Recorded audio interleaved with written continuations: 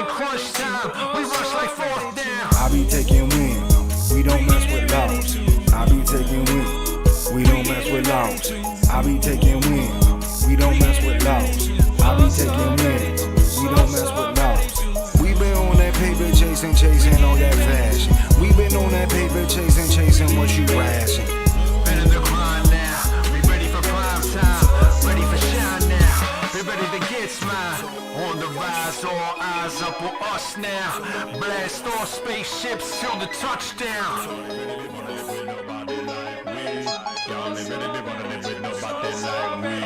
Energy level on high, put that trouble on fire. Double it down, I'ma spit it around. Click, clack, boom, we the best in town. Energy level on high, put that trouble on fire. Double it down, I'ma spit it around. Click, clack, boom, we the best in town. I started off the lowest point in life, though. I started off the lowest point in life, though. I started off the lowest point in life, though. I started off the lowest point in life, though. I started off the lowest point in life, though.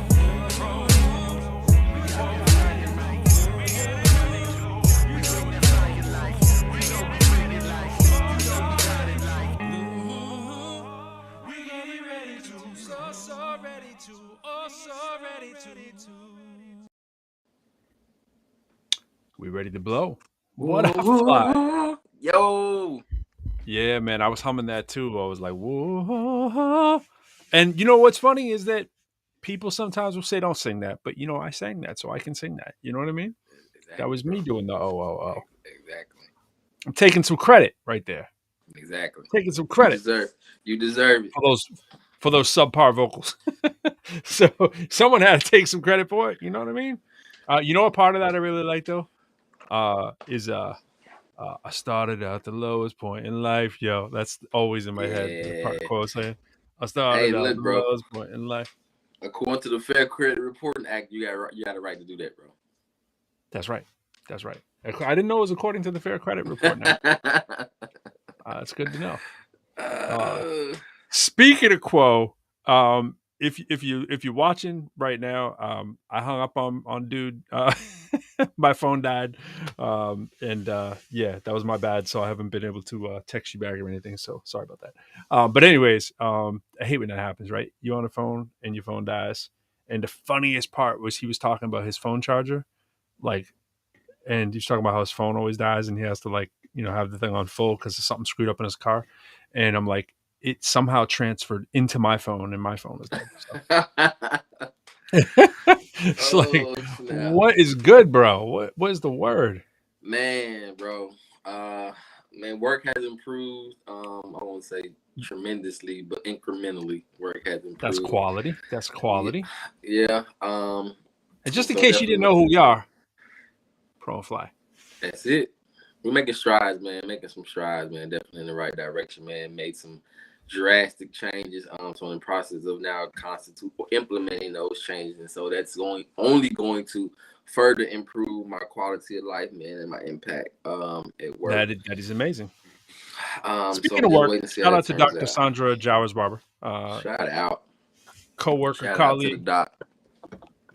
Absolutely. Former guest on the show as well. Hope you're enjoying your somewhat relaxing summer. I know I'm careful to say somewhat because I know there's a lot of work to go on, but yeah, man, that's good, Fly. It's good to hear. It's subsided a little bit, and there's a horizon in sight. Is that what I hear? There's definitely, or am I overstretching it? I wouldn't say it's teetering, kind of. You know how I guess since there's this reference to nature already applied here. I mean, you know that the sun is out, but it's just cloudy. You know what I'm saying? Yeah. So it's kind of one of them situations where it ain't bright and sunny, and certain, but it's cloudy, which means there's still a chance for storm. But at least I know the sun is out, so I'm kind of more there than just full optimism. So yeah, it's better. That's all I can say, man. It's better. I wanted to post our unofficial official sponsor right off the rip, which clearly is Nike today. You got all the boxes in the back. You got the shirt going. You got I didn't know Nike had hit us with the deal. So right now they're the unofficial official sponsor. That's Hey man, showing. I'm speaking there right now, bro. I need that endorsement. I need that. Put that into the air. You know what I did? I answered one of those telephone survey things that I almost never do. And the lady was just, you could tell she was fumbling around and she clearly wasn't like a bot. I mean, she was like the real deal. And the lady was having trouble reading her script kind of thing. And I was like, you know what? Let me hang in there with this lady. And so she said, oh, I just need 2 minutes. And, you know, it was 6 minutes. And I was like, yo, like you said 2, I got to kind of keep it moving. But it was asking about favorability for all these kind of companies, you know, like your Nikes and stuff. And usually that's some hidden company that's in there that's kind of like really behind, I feel, these things, right? And it revealed itself to be Amazon because, you know, it started out with Walmart. And you know it's not Walmart when the first question's Walmart. Exactly.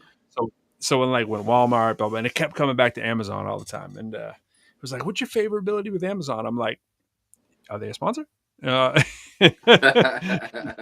like, how many times a year do you use Amazon? I'm like, I'm not the one to really ask. I do not use Amazon heavy. Now, my wife, if you got her on the line, that's a whole different conversation. But I'm like, you know, it depends if I have a gift card or not. You know, like, am I willfully going on Amazon looking for stuff? Not usually. But I know some people, you know, they live by it. But I'm always thinking about that little store, you know, and I'm like, I'm not a huge like Walmart, Amazon kind of big box kind of person, but if I have to, I have to, you know? So that was just my honest answer. So I'm definitely with you on the big boxes, man. I guess for probably the same reasons you are, though. I like supporting. But if they're a sponsor, I can change my ways real quick. You know, Amazon wants to come through and I'll be like, hey man, you know, you gotta do what you can, you know. Selling out real Amazon. Quick. I'll drive one of those electric vans, bro, for free. I drive a truck, right? Drive a truck. Be like, yo, there's a price for everything. People are right on that. Be like, there's not a price for it. There's a price for most things. Let's just put it that way. And so, yeah. And I would, you know, I'd be like, can I sign a contract that allows me to say what I feel about the company as well? Exactly.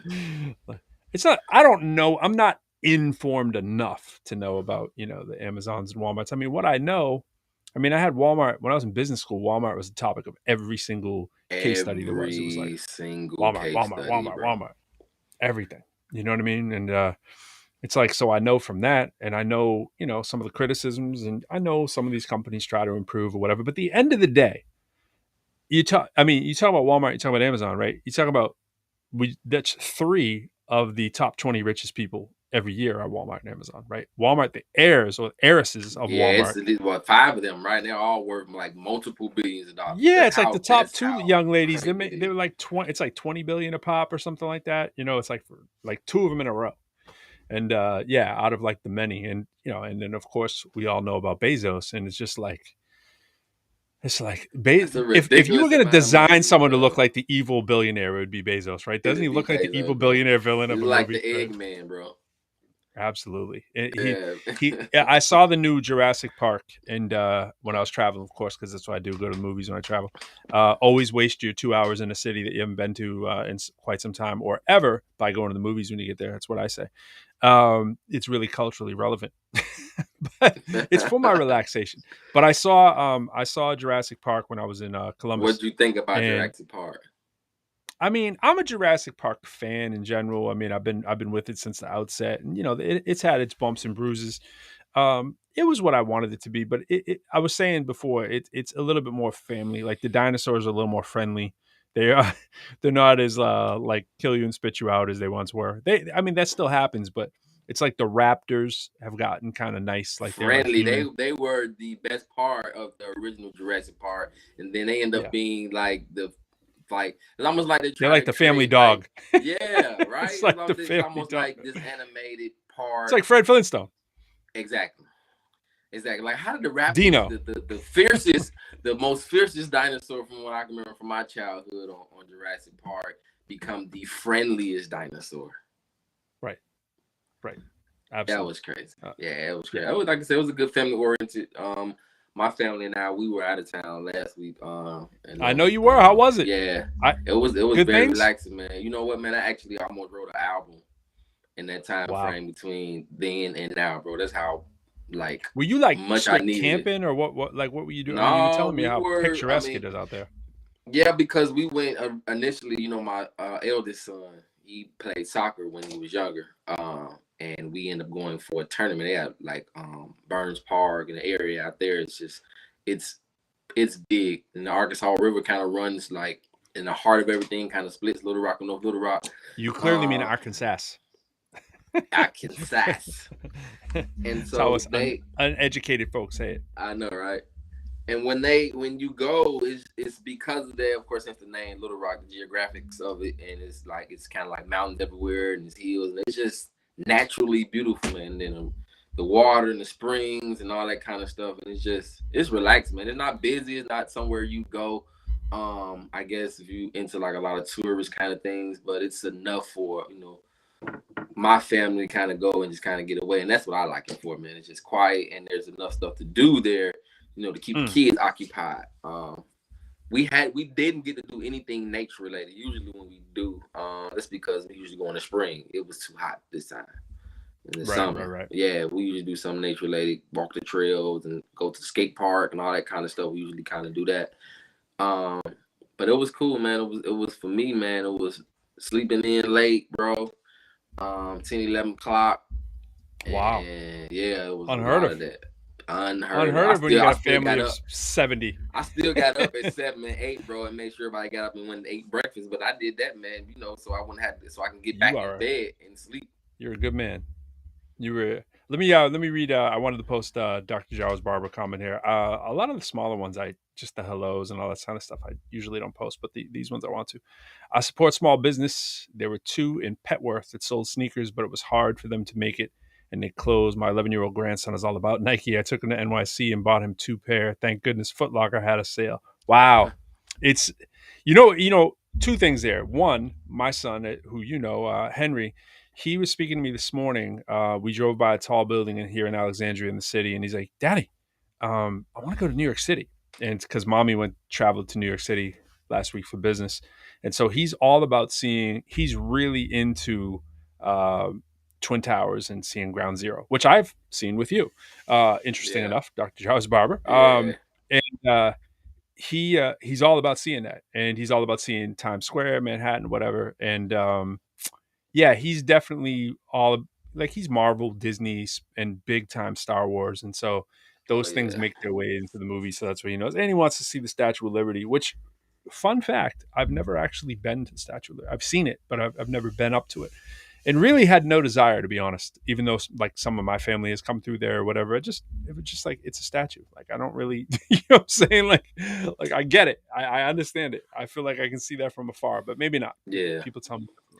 Kind of like Niagara Falls, man. More people, anybody that's been there, or definitely you talk to people that's from Niagara Falls, it's like it's a complete waste of time. Like it's beautiful, but there's nothing around it. There's nothing else to do, and it's And I say, as much as, and back to her other point too, like as far as I support small business, and I'm wearing like DC, Marvel, Disney, right? Star Wars. I mean, you're talking some of the biggest companies in the world, right? And it's like, that's the thing. It's like at the end of the day, you are going to like what you like, and it is being conscious about what your choices are, right? And like what you're representing and like why, right?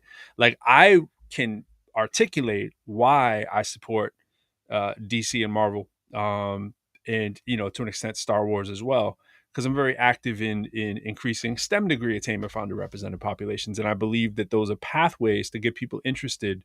I also love superheroes, and I've loved Star Wars since I was a baby, but it's like being able to articulate that and say, yeah, okay, I understand it's like big, but there's a reason it became big business. Like Star Wars started out real small, it was just one dude's little thing, and because it's amazing, it took off.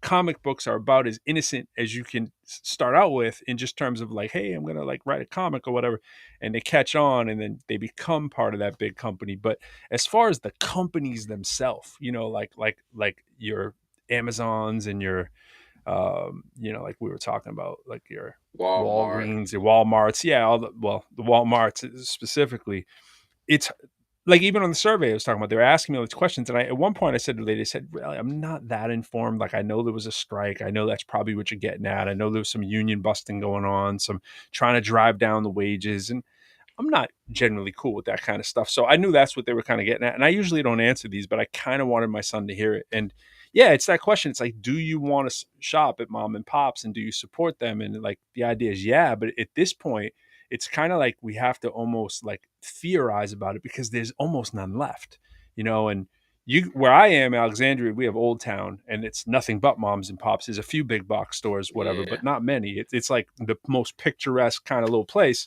And it's same ideas like Georgetown or whatever, like these picturesque places that we want to support. Those are the ones we can readily think of, but it's to the point where you can't even envision the store you want to support because most of them aren't there. Most So of them it's, aren't there, bro. yeah, they're just not there. It's like, yo, I want to go to the local bakery instead of getting the Walmart, Costco muffins or what have you. And it's Yeah. like, yeah, where's that going to be, and how are they going to compete? You know what I'm saying? I think on a food scale, you always have your local places more so than your retail spaces. What up, JT? That's definitely Beats by retail JT. is more so being dominated by, like you said, the brands. Yeah. like pretty much now, especially when it comes down to like grocers and pharmacies and stuff like Right. that. I mean, and I stay in a smaller state in a much smaller town. And I mean, we got one local pharmacy that's owned by a local individual, but everything else, as far as, I mean, it's Dollar General. And Buffett put a lot of money behind Dollar General, so like that's kind of like spawned the growth in like the last 5 years of it. Yep. I remember when Kroger was kind of like small and really not a big deal. Then they started buying all the other smaller stores, and so now some of the what looks like the mom and pop stores is actually owned by like Kroger and places like that. It just didn't change the names to kind of keep that appeal for people who are conscious about stuff like that. And so yeah, man, it's really hard to be conscious. It's hard to support. It's hard, bro. They've made it really hard, and I don't like that. I wish that, especially from like a taxpayer perspective, and kind of like, well, yeah, I mean, your property value and stuff like that. It takes having things in your area, in your community that's growing and it's being kind of circulated within your community that's actually going to help that. Right. I mean, you think about what we do with music, it's the same way. Like, we say support us, but we're supporting Spotify, and it's like, hey, check out my music. Everyone's going to send you a Spotify link. And Spotify is a multi-billion-dollar company off the backs of artists that are working for free. Like, everybody puts their music up essentially for free on Spotify. Nobody's making money on Spotify, right? And so, especially when it's 0.003 cents per play. Even when you're getting a lot of plays, you're still not really making money off Spotify. Right. Like, and you think about what you're doing. We are willfully saying, I want Spotify to have access to my music for free. It's like, it's what we do. And that's the consolidate. We've known this forever. The consolidation of media and entertainment has been going on forever. And we used to say the big seven, and then we started saying the big six, big five, big four. It's pretty much big three across everything. And if industry will have its way, it'll be big two. It'll be Coke and Pepsi for everything, right? Like, we could just do it right now. We could say, name 2 or 3 companies, and people could type in on this too, that run their respective market. Like, what are the, you just start. That's probably the most prominent one. Coke and Pepsi, like Coke, Pepsi, right? It's like, what is the equivalent to that in other industry? I mean, you can do it with everything. I mean, Spotify and who?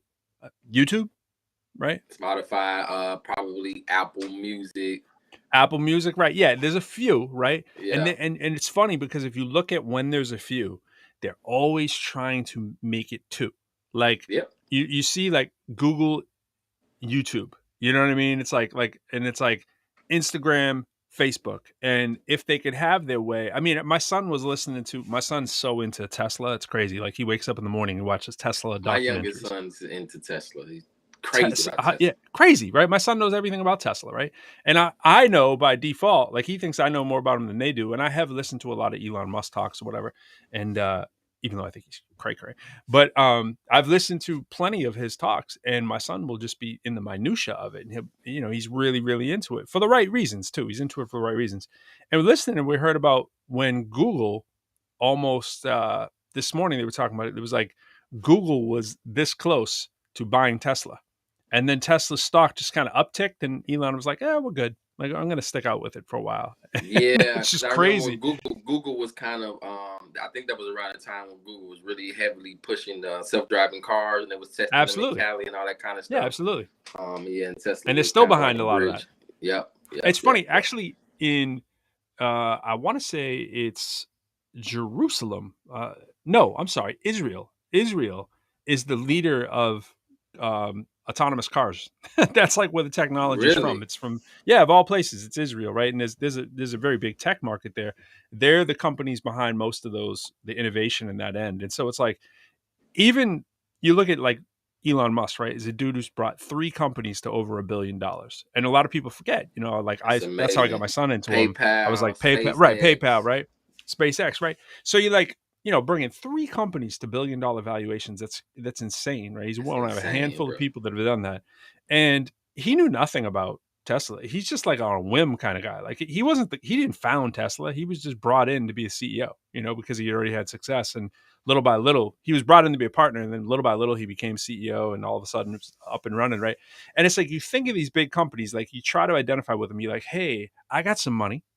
I want the world to be a cleaner place. I'll go with Tesla. But then you start to align or disalign yourself with the way people's political stances, their worldviews, their religious views. A lot of times, these are the things that alienate people, as we know, right? It's religion, it's politics. Those two heavily. Yeah. And then I think the other is like sort of like philanthropic. Like, are you philanthropic, or are you, when we think of Jeff Bezos, we don't think philanthropic. When we think of Bill Gates, we think philanthropic. We think of Buffett, we think philanthropic, right? And there's a value to being perceived as philanthropic. It's not like these dudes aren't still like some of the richest people in the world. Like, they're not trying that hard to give away all their money, right? It's not like they're like, hey, it's easy math, right? Hey, I got 99 billion. I'm going to give away 98. They're not doing that. That's not what they're doing. And by the way, they're still having $1 billion, the majority of it, man. Right. But still having $1 billion, it wouldn't be a bad day at the office. It's like, now they pinpoint what it is they want to do with their money, and in some cases, they're funding up their own interest in other areas, and then sometimes it's in their portfolio, or they invest in the company that's investing for them. There's a lot behind the scenes to that. And it's like, generally, I'm leery of anybody who's a billionaire. I mean, it's so much money at this stage in our 20 years from now, it might change, just like $1 million has changed over our lifetime. Right. $1 billion is too much money for one person to have. It's too much money, bro. Opinion. It's a lot of money, bro. And then the leeriness too, like I kind of share that with you for reasons such as like when you talk about them being philanthropists and stuff like that. Some of it is because the tax part of it, right? It's like either you're going to give it away, or they're going to take more than you're going to give away anyway, right? Right. And so you have like these schemes or these legal loopholes in the tax code that allows you to give away billions of dollars, because if you don't give away $1 billion, it may cost you $3 billion. And so, I don't know about that math. I'll give you, because if you don't change your bracket in which you're taxed at. If you don't find a way to do that, if I can give away $1 billion and come from a 60%, tax percentage to 35 at that rate, it just saved me a lot of money. Just hypothetically, whatever situation they're faced with. So they're doing all kind of stuff like that, and writing off jets and for the company, and putting 30 million this year and another 30 next year. It'll cost you 60 if you didn't spend 30 on a jet. Like, there's all kind of crazy stuff that go on. And that just let you know, like, the kind of things, that's how much money it is they're able to play with multiple millions of dollars at a whim. Like in the fourth quarter, it's like your accountant's hitting you up like, hey, you got to figure out what to do with 90 million. It's gonna cost you 200. Yeah. And it's like, oh yeah, let's do this, or let's do that. Something, like you said, is in their portfolio. I seen that on the scene of Lincoln Lawyer, where the judge, she penalizes anyone that's late to her appointments when they come in to meet her. And so when they come in to meet her and they're late for their appointments, she kind of threatens them, like, look, I'm either gonna put you in contempt of court, or you can contribute to one of my charities. Right. Kind of thing. You know what I'm saying? And I feel like that's how billionaires kind of operate too, man. It's like, I'm giving away money, but it's something, like you said, that's kind of beefing up something they already have an interest or investment into. Kind of stuff. trying to make themselves look good, and so I'm always skeptical, man. And just people that have that kind of money, man, it's crazy. It's a lot of money for one person to have, and the influence that you have. I mean, just think about if people even know you're a billionaire. I mean, what like what happens, and just like even if people win 100 million in the lottery, I mean, we know the stories in terms of like what happens to them, right? From every family member from under the rug comes out, and long lost friend, and all that kind of stuff. I mean, I get it, but a billion, it's 10 times 100 million. You know what I mean? So it's like winning 10 lotteries. It's it's insane, And like even when you look at some of the lotteries like that are like, $150 million, they'll be like, you can take that now and get hit with taxes and you'll get like 50% of it, right? Or they'll be like, or you can get, $1 million a year for the rest of your life. I mean, like these crazy, not even $1 million, it'd probably be like 20 million a year for the rest of your life, And it's like 20 million a year for the rest of your life. Like, why wouldn't you take that? No, yeah, I mean, whatever the number is, depending on how big the lottery is, who 6 million a year. Who would say just take half of it and give me the rest? Who like you don't need that much money at one time. Yeah, absolutely. But like I mean, the lottery. I always talk about the lottery, and the lottery is the number one way to finance the rich on the backs of the poor. I mean, there is almost no better way other than like smoking tax. Sometimes, a lot of times it goes to the roads and highways and bridges and stuff too. But it depends. Like you pay attention to the minutia of that and where laws currently are, and it's like usually lottery is like think about who's playing Keno in the local store. It's usually not people who are doing very well, right, in life. Exactly. You have to be doing well enough that you have a little bit of extra money. It's kind of like the fast food argument. You usually hear who eats fast food. It's the poor. It's the poor, but not the super poor. Like you have to have enough money to go spend, right? You have to have a little bit of money to spend. So it's like a rung above, like ridiculously poor, right? And it's like poor. Poor people are playing Keno. Poor people are eating in McDonald's on the regular, right? Or just people who are just addicted to it and like the taste, right? But that's two different things. And people get addicted to the lottery. But you will become in that tax bracket, so to speak, if you keep playing it because it's a zero-sum game. So when you look at it, it's like, okay, poor people are going in and spending all their money. Then the prize goes to somebody randomly, but usually someone who's not doing so well because they wouldn't be playing the lottery if they were, because we know the odds are ridiculously against your favor.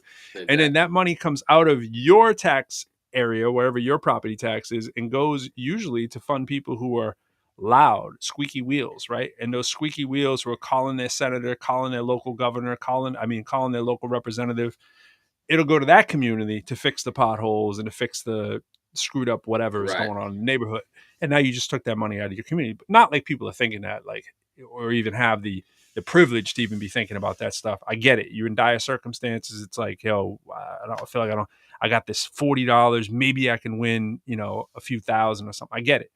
But it's a very, very bad business model, one that nobody would fund, meaning that only the exception wins, and that's all we hear about. So it's exception wins, bro. And it's funny, back to Nike. It's like, I always think of the Chuck D words. I like Nike, but wait a minute, the neighborhood supports, so put some money in it. Like that was like his famous lyric from that.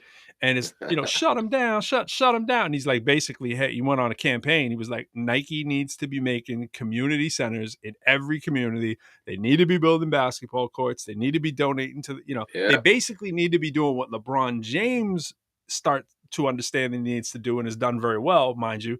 But it's like he's a mouthpiece for Nike, but it's like it's not actually Nike all the time. Every now and then you see Nike and, it's a formula, right? They're like, this is how much PR we need to shut up everybody. It's never like, hey, we're just a company that, we made $100 billion this year. We felt like giving away 26 billion. That's not happening, right? It's like we're going to give away 26 million, which sounds great to the average person. But it's like if you're making revenues, that are exceedingly high amounts of billions, drop in a bucket, right? And again, average person's not doing the math, right? It's like, remember, 1,000 millions make a billion, right? So if you just made 100 billion, that's 100,000 millions you have, and you're going to give away 26 of them, And I'm just saying 26 because normally it isn't even that much, That's a big sum. If you've seen a big major company give away 26 million in one swoop, you'd be like, wow, look at that. That usually isn't happening unless there's a PR hit to an oil company because they polluted, and ungodly amounts of water, wildlife, or whatever. And then they're like, hey, we're going to give away 20 million to schools and poor kids in Arkansas or whatever, you know? And it's like, oh, okay, I'll still go to Exxon. I'll still go to, you know, Mo. But our choices are limited. Back to the when I was talking about, like, and I'll shut up on this, back to like Tesla. You're like, okay, I want to do good, I want to help the community, but I'm going to go with Tesla. And then you lose favor with a certain company, and you're like, okay, I'm going to go get, what's the other luxury car that, you know, for people that got it like that, you might be like, Mustang now makes a really nice electric car that's a 4x4, whatever. Or, you know, every major car now has, because they've seen how well electric, Tesla's done, mostly off the back of government subsidies, which is the funny part, and speculation that the company is actually going to be doing better than it actually is for a long time. You know, it was like, hey, let's support, my battery just went out. Hey, let's support this this company. You know, I gotta find my wire. And I think one of the issues that I believe that, like, the actual growth of, you know, the whole electric market is probably the trajectory of it. I think has kind of lessened a little bit until they can resolve some of the issues that they're having.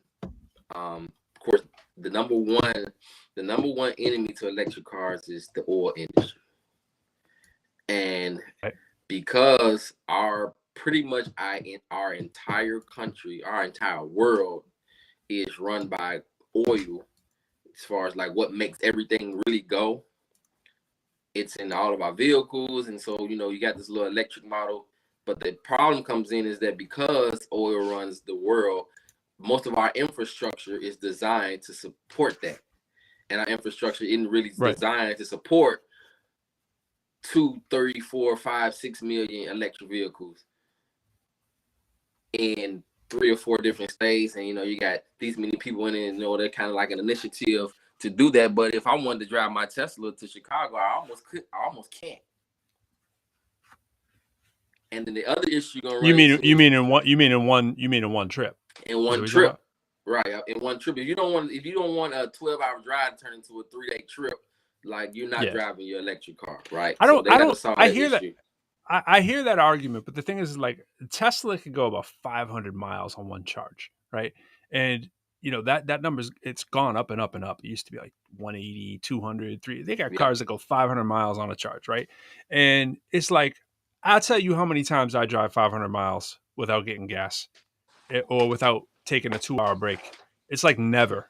You know what I'm saying? It's like, and then there's a formula to it too, though. And like, there's like, how many cars actually do exactly what they're designed to do when it comes to gas mileage or stuff like that too? Like, I doubt. And then you got the terrain and whether the where you're going and how much power you have to use.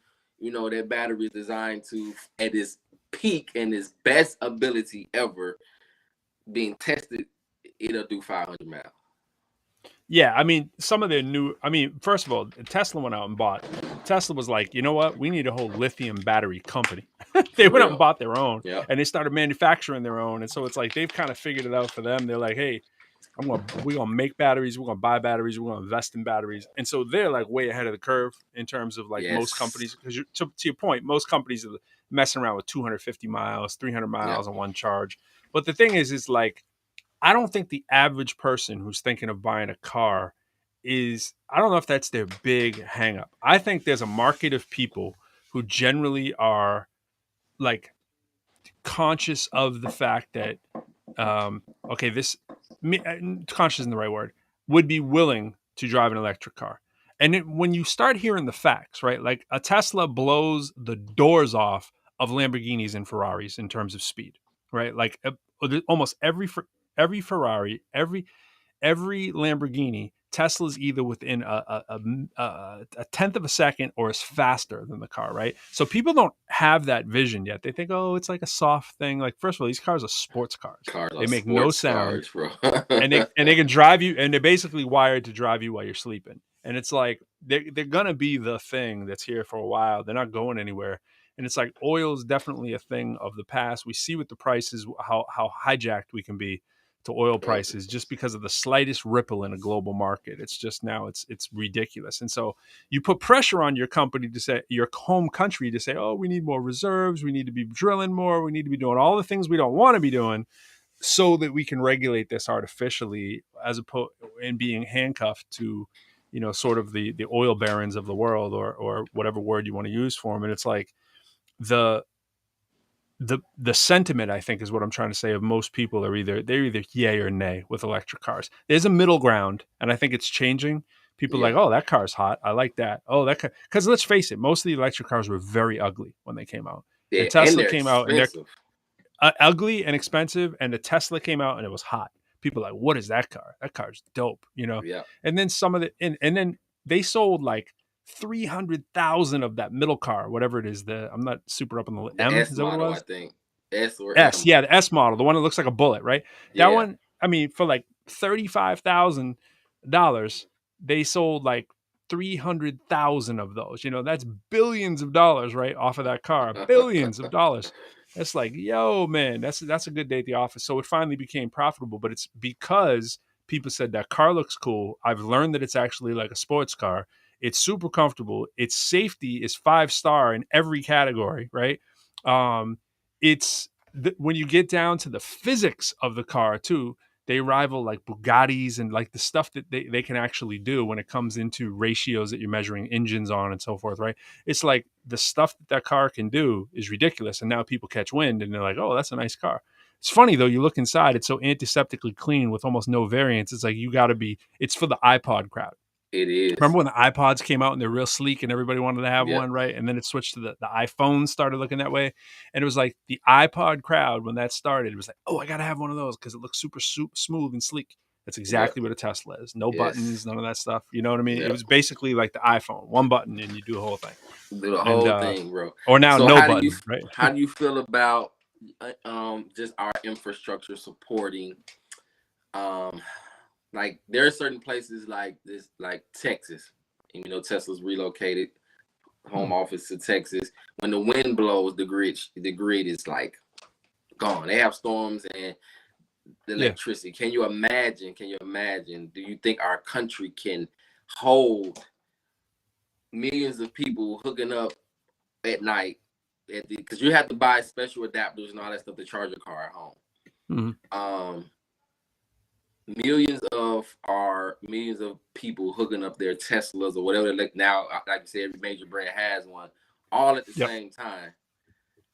How are we going to handle that portion of it? That's something that needs to be strongly pushed and quickly renovated as far. And like I said, everything's built on the concept of we're an oil-ran country. And so the infrastructure of our electrical grid, I don't think can really handle it as it is. With the popularity of electric cars increasing. I mean, Texas is an interesting sample because you're looking at the most oil dependent part of the country there is, right? And it's like, I don't know if Texas will ever be the tipping point of where we'd have the most cars to worry about that are electric. I think in places like New York, where there's limited space, but there's maximum people, are the places that you have to worry about. And you look at New York, it's over brimming with electric cars. Electric cars everywhere. And now, as Dr. Jowers just said in her comment there, let me post that. She said, I would like to have an electric car. I see the charger at Walmart and Petworth. Yeah, exactly. Like you see the chargers everywhere. On a day-to-day basis, like there's more than enough power to handle cars in every urban city that's a high center for cars currently. I don't think like the it's kind of like computing, right? It's like Moore's law kind of thing. And you could argue with Moore's law and I'll just clarify what that is to people who've never heard of it, but it's like you can argue what the time is to Moore's law because it's changed over the years. So basic theory being that computers every X amount of years or months, right, will double in speed and they will half in terms of size. So if you think about your computer, it's usually 2 years, but the speed of that is quickened in time. So if you have a computer, I'm using a computer right here. I bought it two years ago. It is very thick compared to computers you can buy right now. And it is very heavy compared to computers you can buy right now, right? They are so thin, it's ridiculous right now. And they're twice as powerful, right? And that's Moore's law. And there's arguments about whether Moore's law has reached its peak, but that's essentially for everybody out there what Moore's law is. And it's kind of the same idea too of anything technological. And so we're talking, in a fixed mind state in terms of what technology will be. Like, yes, if we were on the fixed grid of right now of what we have, and all of a sudden there was just an increase in cars, then yes, we'd be in trouble. But they'll never be. It'll never be like the demand of the cars will just be so high all of a sudden that we won't have a chance for technology to adapt. In fact, the demand will be somewhat driven by the supply, and the supply will be somewhat reinforced by the demand. So I don't think that's too big of a thing. It could be in spots, and it could be in areas that you say are old, and your Texas kind of places are not awful examples because they'd probably be the most resistant to something like this and probably the least to change whatever technology they needed to in the way of this because they're ran by oil, right? It's like, you think you're Austin, Texas, you're Houston, you're Dallas, these kind of places, San Antonio, these kind of places where that is the economy. And they're like, man, like, how long is it going to take them to adapt? Like when they adapt, that's the big sign, right? The rest of the country, like, ding, ding, ding, it's going on. But we got them everywhere. We got charging stations everywhere where I am. And it depends where you live. If you live in a more progressive area that is affluent, you're going to have more. Like all my grocery stores have them. Not all. I mean, Giant doesn't have them. And like Food Master, of course, doesn't have them or whatever. You know what I'm saying? But it depends where broke people are shopping, where rich people are shopping, and where comfortable people are shopping. There's always going to be that difference. And you're going to see, like when I drive out here, there's electric cars everywhere. Not only that, there's electric scooters everywhere. There's bikes everywhere. There's mass transportation, right? There's the train. There's the buses everywhere. Like where I am, I have no excuse to not be able to travel. I actually don't need a car. You know what I mean? But the convenience of wanting to have one when you go in multiple areas, and I'm still using gas. You know what I'm saying? My next car probably would be electric. Now, one of my big things was I didn't have the space in the garage to actually put, and we still don't, space in the garage to actually put the unit on the wall. We really don't even have any wall space in our garage. In fact, I just had to rent a spot for $80 a month additional because we're using our garage for storage for a lot of stuff that we have right now in our house. As the businesses grow for what my wife and I are both doing, it's like the only other space we got for a lot of our stuff is, unless I was to take away this, right, is down there in the garage, and that's where most people have their charging station. So, and that'll change over time. 15 years from now, we'll be like, hey, remember when you had to have the thing on the wall? You know what I'm saying? Right. Like, So I think it would be, you'll get to a point where there'll be a problem, and then the problem becomes solved. There'll be a problem, and we know problems are the source of ingenuity, right? And so it's like batteries have increased. And by the way, again, I'm going to give my public service message for STEM. If you just want kids to play around and understand science, play around with magnets and batteries. It's always magnets and batteries, baby. And Dr. Jawa's barber, to your question earlier, are you doing any writing? I'm assuming you mean well, you can mean a lot of things with writing. I'm assuming rapping and writing, absolutely. I know that's probably true for Fly as well. We got some new music coming out. We playing down in where are we playing again? Oh, I got something for it. I got somebody to send you to, bro. You just reminded me. What? Did you say money to send me? I wish. But I thought you said I got some money to send you. I was like, my man. Music to send you. Okay, yeah. I need right. I need a verse. And I got the emails for that thing too for this thing. But anyways, we're doing some shows down in New Orleans at a big festival, which is gonna be a lot of fun. So that'll be next week. We won't probably be doing the Pro Quo Show next week. That means because that's what Thursday, did we do Friday, last time we were in New York? Did we go live? We tried. We did the comedy thing. Remember, we did the comedy show, and that was real tough. That was real tough. It was. And Dr. Jowers, all forms they can be joined. So I've been doing a lot of work with. I don't know if you know Dr. Jowers, but I've been doing a lot of work with quantum STEAM. And so, as you may know, we're developing a quantum program at the community college, and which ties into what's going on at main campus as well. And we are part of a larger sort of a few consortiums of folks who are also working on similar programs. And one of those is called Q STEAM. And myself and one of our faculty members, who's unfortunately no longer with us, and a few other actually adjunct faculty were under the direction of Dr. Bushra Saeed.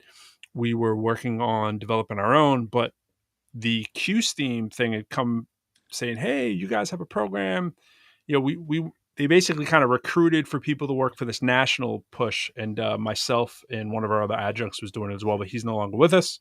So I just got back from doing one of their conferences, and we are building curriculum for quantum. So I am writing curriculum right now and lessons for linear algebra courses as we speak that are for quantum. So it's like the math involved in quantum science. So that is with the University of Chicago and the Ohio State University, and a few others that are involved, but those are sort of the big ones. And so right now I'm writing curriculum for quantum, which is really cool, really fun. And again, batteries and magnets. That's what you want to get your kids into if they're not already. And then in terms of writing, in terms of anything that's giving me fun, kind of like stuff, it's mostly just raps. I've been writing a lot of raps. I got multiple songs coming out. And we got, by the way, I was about to call you Quo. By the way, Fly, I got to play some new Quo. Can I play some new Quo? Man, Do the people want to hear some new Quo? Bro, gotta play the new Quo. All right. So Quo left me the air. He always does. He sends me the track with the spot. You know what I mean? But right now you're gonna hear Quo's verse on a new joint, and then I'm gonna play you a little bit. Well, not so new, not new Pro, but Pro that I realized nobody's heard before. I'm gonna play as well, and I'm just gonna play about a minute and a half of Quo until he's done with the polished version. So yes, we're gonna get that going. So right here is new Quo. We're gonna call it Jalen for now. It doesn't really have an official name. That's how exclusive it is. So we're gonna play you some Jalen by Quo. Shout out to Quo. Cocaine in the building.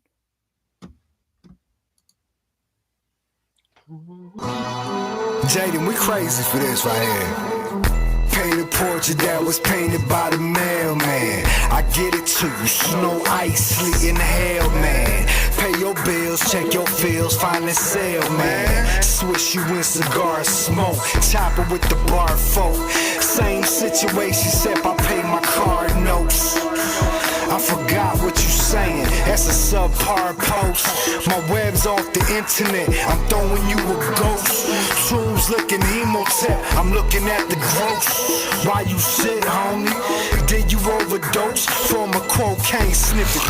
Did you hear the quotes? When I was cocaine sniffing, I was listening to goats on a slingshot Goliath quiff, looking through his throat. Now make a TikTok, make the numbers roller coast. Thrill seekers, what's the newest on the coast?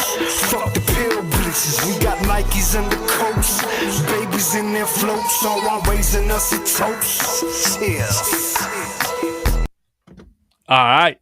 That's enough Quo for y'all right now. Quo in the building. Yes, sir. Cocaine in the building. You got a little Nike line in there for you too, so I had to give you a little of that. You know what I mean? Are you seeing the Solo Fly right now that I'm seeing? Do you see Solo Fly right now? Yeah. It's looking real lovely right there. I had to show that Nike look right there. Official, unofficial. The official, Nike. Unofficial. Absolutely, man. You need a positive message out there. You need some MCs pushing the brand that is delivering a wholesome, healthy message that can do it and pushing and rocking with the kids, with the local youth programs, some positive role models and influence for the kids. I know the mainstream people are bringing you a lot of attention, a lot of money, but if you want to do something benevolent, he said. Well, on that tip, I think I'm gonna give you. Actually, let me give you a little Pro Quo here that you might not have heard too. Let me try to give you this. Give you a little Pro Quo that you might not have heard. I'm pretty sure you haven't heard this, so I want to make sure though that I got the audio going. I think I do. I think I got the audio going because you can see what I'm playing right there. So let's go with When Did You Fall in Love with Hip Hop? When did you fall in love with hip hop? I was rapping Pac bars, shook ones, big stars, cook some, make char, all heat, rebarb, don't skate, we hard, fly stuck, check the message, oh God, every met the black car, good and evil seesaw. Shorty in the hot rod, tatting up the back seat. The cop cars near the street, that's the block we done left at our feet, the fleet. I never dropped draws to any thought, trying to eat Pete. I paid real close attention to wisdom over beats. A lot of them came with it. Said, nah, these mind figures take all that God give us. Send prayers to my seven. Sit at the bar with us. Hit your buzzer on the dial before 11. If not, my mom's hot. Pops beat me in detention. Started gaining some attention. Gaming on the craft, I'll be doing till I'm heaven. My man Ghana was stripping those parked cars. Shakes crashed hard. Seen him through the fog. Now here's a salute to my firstborn. I cherish every word we spoke, every page torn. Every blemish, every way we cope, word born. You my antidote. When I was up, Buddha gave me hope. Now I must do it, float. Fell in love when I wrote me my first rhyme. Came out the booth, heard my voice for the first time. Hit the cypher with the freestyle flow. On the way to becoming who you know, Pro Quo. Ever since I hit the vineyard, I stole for rhymes vintage. Without knowing the future version of me was distinguished. Gentlemen reading quarterly reports accordingly. Studio engineers was spitting walls, recording me. Afforded opportunities, couldn't afford jewelry. Rock the claws cross, had disc jocks pursuing me. Louis Medina and Lowell gave me my sorted rap. Put me on vinyl in Boston with signing autographs. Before I seen it was something that wasn't used to. Before Kane hit, was all about the juice crew. I've always choose to write rhymes as therapy. Dedicated my life to the craft, not popularity. But now prosperity comes as the result of it. See it like Edwin Hubble, these waves come so tumultuous. Star status has never been what I emulate. Awards or paperweights, I'd rather hold up a paper mate. Right with my label mates to give them a show and want nothing in return, no quid pro quo. Fell in love when I wrote me my first rhyme. Came out the booth, heard my voice for the first time. Hit the cypher with the freestyle flow. On the way to becoming who you know, Pro Quo. You know? Wanted nothing in return, no quid pro quo, no this Yeah, or man. that. Yeah, man. Yeah, man. That's what we saying. Yo, we coming with so for those who don't know, coming to radio real soon. Real soon. Dive in It by Pro Quo featuring Hendo. We got that one coming. That's a In banger, fact, yeah, That's man. a radio banger. That is That's a club definitely a banger. radio Dive banger. In is a banger, bro. We think we have the radio in position right now for what I've been doing, we've been doing, we all been doing, have made enough substantial with that so that we're gonna try to open it real big with that. And not to mention, we got Fee's joint coming that's featuring me as well, the one that Ski produced, that we're also working the radio middle and end of this summer as well. It's such a summer banger. And shout out to my man DJ Ice Mike, who's been really supporting that joint heavily in Clubhouse. Every time he plays it, he's like, yo, bro, this song is off the chisel. So we getting ready to rock that. And you know, there's a lot more from Freedom Corner, the brand. You know what I mean? Yeah, bro. Hey, so I got this track called The Jungle. Hoo-hoo. Check your Speak email. to me. Check your email, Oh, okay. bro. Oh, it's in the email? Okay. I hadn't sent it to you when I get off the when we get off, bro. I got to send the instrumental over to you. Check this out, by the way, too, while this is fresh in your mind. Don't forget. Oh, don't forget that. Don't forget. Dive in. Don't forget that. It's coming real soon. Dive in Yes, it. indeed. Featuring Hendo. Yeah, bro. I got to send that over to you. I gotta tap back into, man. I gotta get me some recording. I got recording software and hardware here at the crib, man. But I got to get up to date, so that when I have ideas, I don't necessarily have to put them off when I need to just recording or lay something down. And so I need to get my portion of this track laid so I can get it to you and get it to Quo. Yeah, it's gonna be. No, y'all gonna love this one. I'm gonna check it out. I sounds like I got some homework. I got some homework. So cool. So yeah, the show on the 7th, the one we're doing at the whatchamacallit spot. By the way, that venue in the Continental. Yeah, but the venue that it's actually at, yeah, the club or whatever, it's a place where I can't remember the name of it. It's in my email. I should open it up and tell you. Studio. Yes. It sounds like Sony or something. Sony or something like that. Yeah. Yeah, I just had it in my What do email, we but have I'll for tell you. Friday? This Thursday, right? That's the 7th. 7 is Thursday, right? That's the Thursday one. Yeah, but anyways, I had so dude hit me and he thought we were only performing at the same time. And I said, I'm not 100% sure how it's actually set up. And he said, well, we have you and Fly listed at like 6 whatever. Yeah. And he said, but and I said, yeah. I said the only thing I'm a little unquestionable about is like I'm getting there later because I'm flying in and I should be good, but I've been wondering about that time. And and by the way, I got the name of the place right here. It's called Studio 101 Yeah. Nola Zoni Mash Stage.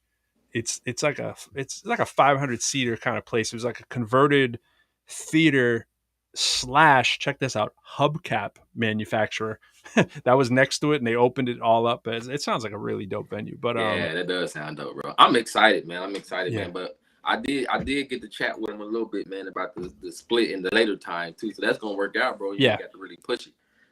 exactly. And so my set has some Fly in it. So it's just some. I'm going to need some Fly. So Fly is going to really have 2 sets.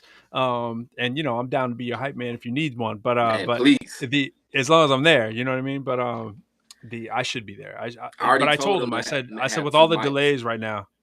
Yeah, me too. I said with all the delays, that there are. So I'm not really I'm supposed to be there like 2:30, and by the time I get over there 3:30, I'm feeling. But that's if it's on time. And as you know, I mean, I've been traveling a lot this summer. I've had flights delayed, canceled, all kinds of Yeah, stuff. a So, lot of that. um, Good thing you yeah, only one. one flight away. You It's know, one flight away. good. That's Unless always a good unless it gets thing. rerouted, then it could be 2 flights away because Yeah, man. you know. We don't want that, man. We're gonna ask the airline demis, man, to make sure that don't happen.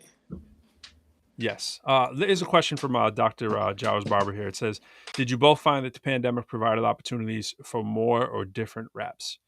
Um, Yeah, in fact, I have a song in production. This is just me, right? You can hear Fly's response. I actually did a song called Masquerade, and it's about, wearing the masks and so forth, and about like kind of stuff that's going on in the world. It's not done. I can let people hear a little preview of it or whatever, but it's also we're trying to get that out at the very end of the summer as well. I don't know your take on that, Fly. Yeah. I guess as current events overall always kind of contribute to music or any, I guess, art of any form. Um, I think it definitely has afforded the opportunity though to maybe allow music for me to be more centered and be more conscious. I kind of got more back into taking my Right. time with writing, just because everything has just seemed a lot more slowed down. And not as rushed. I actually probably was able to record more music than I would have normally had the pandemic not come. So that was actually only creatively speaking, it was actually a good time for me Right, right. as far Yeah, as I mean, writing and I'm always recording. Yeah. careful to say that too. I'm like creatively, it was definitely, continues to be good for me in terms of, just reflecting. So a lot of the songs that I've been doing that I'm especially writing on my own, they're very reflective. They're very, I don't know, I'd say thankful in a way. Even the song I have out right now called Yo That's Pro, currently number 4 on the college music mix charts. It's very reflective. It's very like, it's kind of appreciative, and I think that's what it's done for me. It's made me more appreciative. It's made me think about everything in context, and it definitely reflects personally in my writing. I know that. So Yeah, absolutely. Good question. Definitely, yeah, absolutely. definitely has contributed greatly to a lot of what I was able to accomplish over the last couple of years. It was time. I had more time. The things that I were doing on a regular basis didn't take as much time to do. Wasn't as strenuous to do. It slowed a lot of stuff down for me. Gave me more time to be creative. That's really the truth. Yeah, I mean, slowing it down is definitely. I mean, the output has obviously been higher than probably previous years, and obviously, being usually in our homes to do the majority, if not all, of some of the songs, certainly can speed up the process. Just like teaching, most of us are doing that from home as well, and it's afforded us the opportunity to maybe put more time into any of our crafts than we have before. At least you know, on a consistent basis. Like I would usually go like, okay, every couple months I'm gonna make sure I make this really good kind of track or as best as I can. Whereas now to be like, okay, every couple of days I'm like, you know, let me try to work on this track, right? You know, Yes, get it flowing. sir. I gotta shout out my man Travis Shin, who's really dope. I almost should play a snippet of what we got coming. It's actually over a Larcy Vegas beat. RC. And yeah. So it's real cool. We're gonna have Travis up on the show too. It's just real cool. He's an R&B kind of hip hop vibe. He even sounds a little country on this track. Tell you the truth, he's got like a little Yeah. twang going. Yeah, bro. Where's And he from? man, he's from out West Coast, man, but he was where exactly? Seattle, out Seattle way, out that way, but he's now in Virginia. You know what I'm saying? So, and my man is like, you know, yeah, represent, Interesting and he's Asian, vernacular. you know, and he's representing, you know, representing the world. You know what I mean? So Right. it's yeah, so he's got a dope vibe, but I'm trying to see if I can give you a piece of one other thing too. I'm trying to give this one other. I'm looking right here. Yeah, Uh, that's definitely, man. I'm excited though, man, about this past couple weeks, bro. And maybe that's where part of my relief has come from too, man. Which is I think I'm just doing better than I was. I don't, right. not as much as the job itself has improved, you know, drastically. I'm in a better place mentally. Because I did have some time off last week, and man, I've done more writing the That's important. last week, bro, than I have done Mm. in the last previous maybe 2-3 months. So Wow. it's been a good week. It's been a good week, man. And so, you know, I find myself, man, writing's my happy place, man. And I don't like when I'm Yeah, I in a mean, funk. Quo and I were just talking about the same thing. Yeah, man, that's my happy Quo's place. like, I'm gonna tear someone's head off. I don't make some songs, so I gotta, you know what I'm saying? Gotta get something Absolutely. done. Yeah, Yeah, bro. So it's I'm a ready to trade get off. back in the stew, bro. I'm ready to get back in the stew. I'm ready to get back in the stew, bro. I mean, I literally wrote an album, bro. Some of it, most of what I've written was just stuff with completed stuff. You know, I had a bunch of stuff that I started and didn't Yep. finish, and I had time to I know all complete about maybe 5 tracks like that, and then maybe wrote from scratch maybe 3 or 4 or something like that. And I got like maybe 2 or 3 tracks that I already recorded. So I'm just go ahead and finalize this album, man, and just I didn't even talk to Elle about it yet. I actually was finishing stuff up today. Wow. And then just when I was actually You know, sit spring it up down on them. and put it all together, it's just kind of like, you know what, this is 9, 10, 12 track. Kind of made the list and then realized all of a sudden. Yeah, I was like, you know what, let's go ahead and do something with this. And then I had the track that I had started to get the feature with you and Quo. I had to get that up to where I needed to be to get to you guys, and so I can then throw that in the mix. That's probably So I'm excited, man. It's the music, bro. It's the music doing it, bro. The music is doing it for me, bro. I want to give people a little update on this too. I should probably say something about this. So, if I can find it here, I mentioned to folks before that got a track called Dark Poetry. Shout out to Chica, who has a movie Montreal Girls. I tried playing the trailer last week. Wasn't too successful on trying to do that, but just for people who didn't catch that, I'm just going to share just a picture of it. So my song Dark Poetry is in the first half of the movie. It plays for a minute, which is somewhat unheard of. This is Patricia Chica. She's the director of Montreal Girls. She's fantastic. This is he's the star of the movie right there, and look for that coming out in August. It's going to be in the film festival. She has all the information out here for cinquest.org, which is one of the bigger film festivals, if not the biggest outside of Sundance in the entire country, and what people will sometimes call one of the most reputable ones, where a lot of the movies that are coming out that you see just take off incredibly. So just getting in is a huge thing. So I can't wait for that.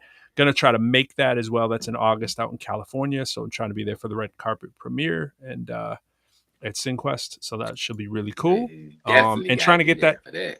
yeah, and trying to get that song out as well through the machine here. before obviously before that drops. So we will be trying to get that out too. I mean, it's kind of niche because it's a cool song. It's a really cool song, but it's about the movie. You know what I'm saying? So it's literally like the theme song to the movie, and it's writing Yeah. about the star and the situation. It's both the scene and the larger encompassing like idea of the movie, and that's what the song is about. So in context, it's really, really cool if you see the movie, and then it could be the kind of song that you'd listen to after if you like the movie.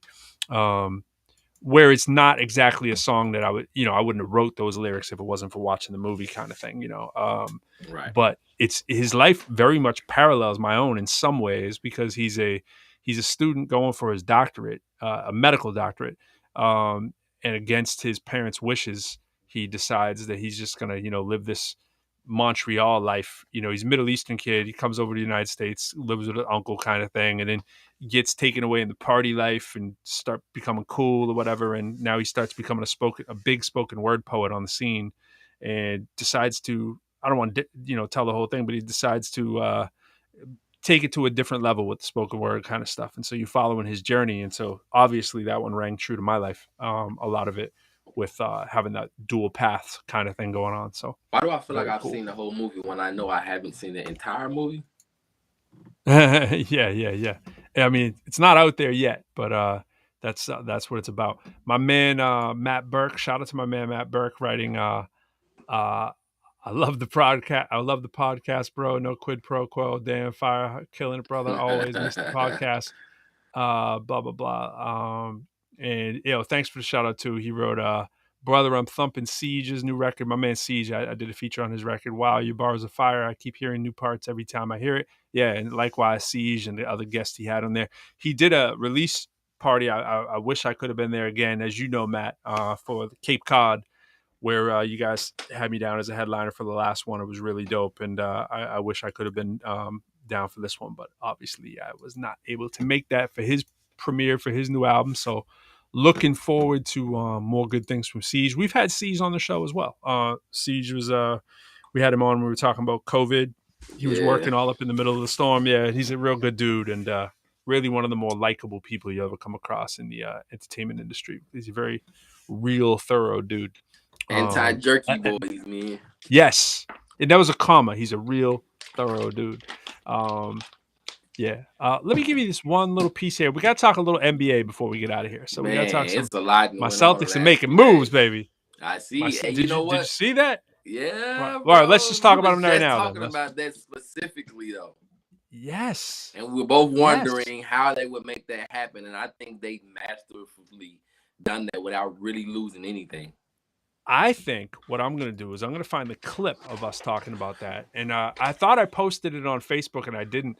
And it was like, yo, I was just talking about like the person the Celtics need of any other person is Malcolm Brogdon, right? And I'm like, this is the perfect fit. It just, when you look at the availability of players that are out there, that are you got tall, strong, defensive, non-turnover, and can good shooting. Yep. Right. The only knock is if he's going to be healthy for a full season. You know what I'm saying? That's and it's it, like, bro. Honestly, we don't even need him healthy for a full season. We need him healthy for most of the season, to be honest, because if he's healthy for the playoffs, if he's right for the playoff, I say you platoon him and Marcus a little bit. I say you start. Brogdon is an upgrade without a doubt from Marcus Smart. There's no doubt. Oh, absolutely. At that position, undoubtedly.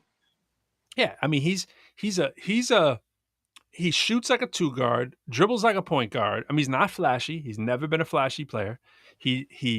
But he'll get you 20 and 7 a game. He's 20. We scored 21 last year a game and 7 assists. I mean, he's the kind of player. I watched his whole career when he was at UVA because my wife's alma mater is UVA and her brother. So I had to watch UVA all the time. UVA was always on. And I was watching him like, man, he's nice. And he's her cousin who we played little ball together. So she has 2 cousins. One cousin is a like nationally ranked football and baseball player. He's in high school as a junior right now. He's unbelievable. He's off the charts and great dude. And his first cousin was going to college to play basketball, and Malcolm was his right during his high school career. He was his mentor, and so from the same place down in Montrose, which is really in the woods in Virginia, and he was just like really upstanding kind of like amazing kind of person, you know. And Yeah, I like that it's move, perfect bro. Celtic. It's a perfect Celtic. You know, Perfect the Celtic, the bro. scene here will love Malcolm Brogdon. And A healthy Malcolm Brogdon. he doesn't need he's not a prima donna, man. He doesn't need a lot Nope. of attention. He Nope. doesn't need the ball. He doesn't need to be seen. He don't need to be heard. 15-6 is what we need from him. To me, 15-6. he's perfect for any team. He's just an outstanding basketball player, man. Overall, the way he thinks, his cerebral part of it, he's Super smart, highly intelligent. And the difference that's going to make for the Jalen and Jason Tatum. I mean, not having to be the man on the ball, for them. Super easy. And you have to cover him. He's wet. And not to mention, they just got Danilo Gallinari too. They just got him too. Yeah, last night. I don't know if you heard that. Or this morning, it was confirmed. So, I mean, that's a nice person coming off the bench for Al. You know, Al's coming out. We're going to throw in Gallinari. Now, he's not a defensive stalwart. We know that. But it don't matter. You need a couple people who can just come in and plain out shoot. Yeah, you know? Especially if he's coming off of the bench. You surround him with the right defensive players. And it kind of takes away. I don't think he's a liability, but I mean, he's not locking anyone down. But, if Miami gets KD, I take back what I'm going to say. But right now, it's not even about them being the favorite. They are the favorite. Vegas already has the Celtics at the favorite after that move. Automatically, they just ran up to number one, likely to win it all. I think they'd still be number one, even if Miami gets KD, because they're going to have to give away stuff if they were to give KD. And obviously, we know that'll be some of their young 3-point shooting studs, right? But that's what I was going to say. If they were able to maintain their core, they would be the best 3-point shooting team in the league if they got KD. But right now, the Celtics are far and away the best 3-point shooting team in the NBA. You think about who they have: Jaylen Brown, Jason Tatum, Malcolm Brogdon, Al Horford can stick the three, and you got Gallinari you just picked up, and your worst 3-point shooter out of other than Williams, he doesn't shoot. But you got other Williams off the bench who led the NBA most of the year in 3-point shooting. I didn't even mention him. And then you got as your worst 3-point shooter, which is not bad, is Marcus Smart. Deep, you know, Boston real deep, bro. Real Boston deep. And I didn't even deep. mention White. You know what I'm saying? Like, we still got White on the bench. Bro, and the other person I didn't mention, we got your boy Peyton Pritchard, who's going to light up some 3-pointers this year for real. He's going to be he's going to find his niche this year. They just got to figure out how to put it all together. It's hard to count Golden State out of anything. It's something about the tenure, man. That longevity. There is no chance. There is no chance the Celtics team would lose to Golden State. There's no chance. They could play them again with no improvement, and they're not going to lose to Golden State. I'm just saying, they're not going through what just happened, and they're going to play the same way. They're going to play their. You know how it happens. Teams that lose to a team, they play their whole year to fix beating that team. They make moves to fix beating that team. So and with it's like that the move they just made is fixed to beat that team, even if they didn't make that move. Absolutely. I think that was the move to say, hey, this is where we dropped the ball. This is why we didn't win that series, and this is how. Dude, this is the most important thing. The 3 best players on the Celtics are 3 young players on the Celtics. The 3 best players on Golden State are old. Who's getting better, right? Golden State's getting older, and the Celtics are getting better older, right? Because it's like you're under 25 players. You got Rob Williams too, bro. You're a little biased. No, but I'm serious. No, anybody would say that in the country. But bro, you got Robert Williams, you got Jason Tatum, and you got Jaylen Brown as your best 3 players who have not reached their prime. And you got 3 players who you can arguably say are all past their prime or on the very tail end of their prime. And you don't think Golden State's getting better? You don't think Golden State getting better with Kuminga and Poole and Wiseman? Because your 3 best players who are all world players, right? I mean, you could already see the drop off on Draymond, are not as good as they were. I mean, I'm not saying they were bad. I'm just saying Clay is not the same player. Yeah, he was. I think that's health, though. I think Clay was unhealthy. Yeah, absolutely. I mean, a lot of players are unhealthy. I'm just saying that just eyeball test, right? That was much more even series than a lot of people thought it would be.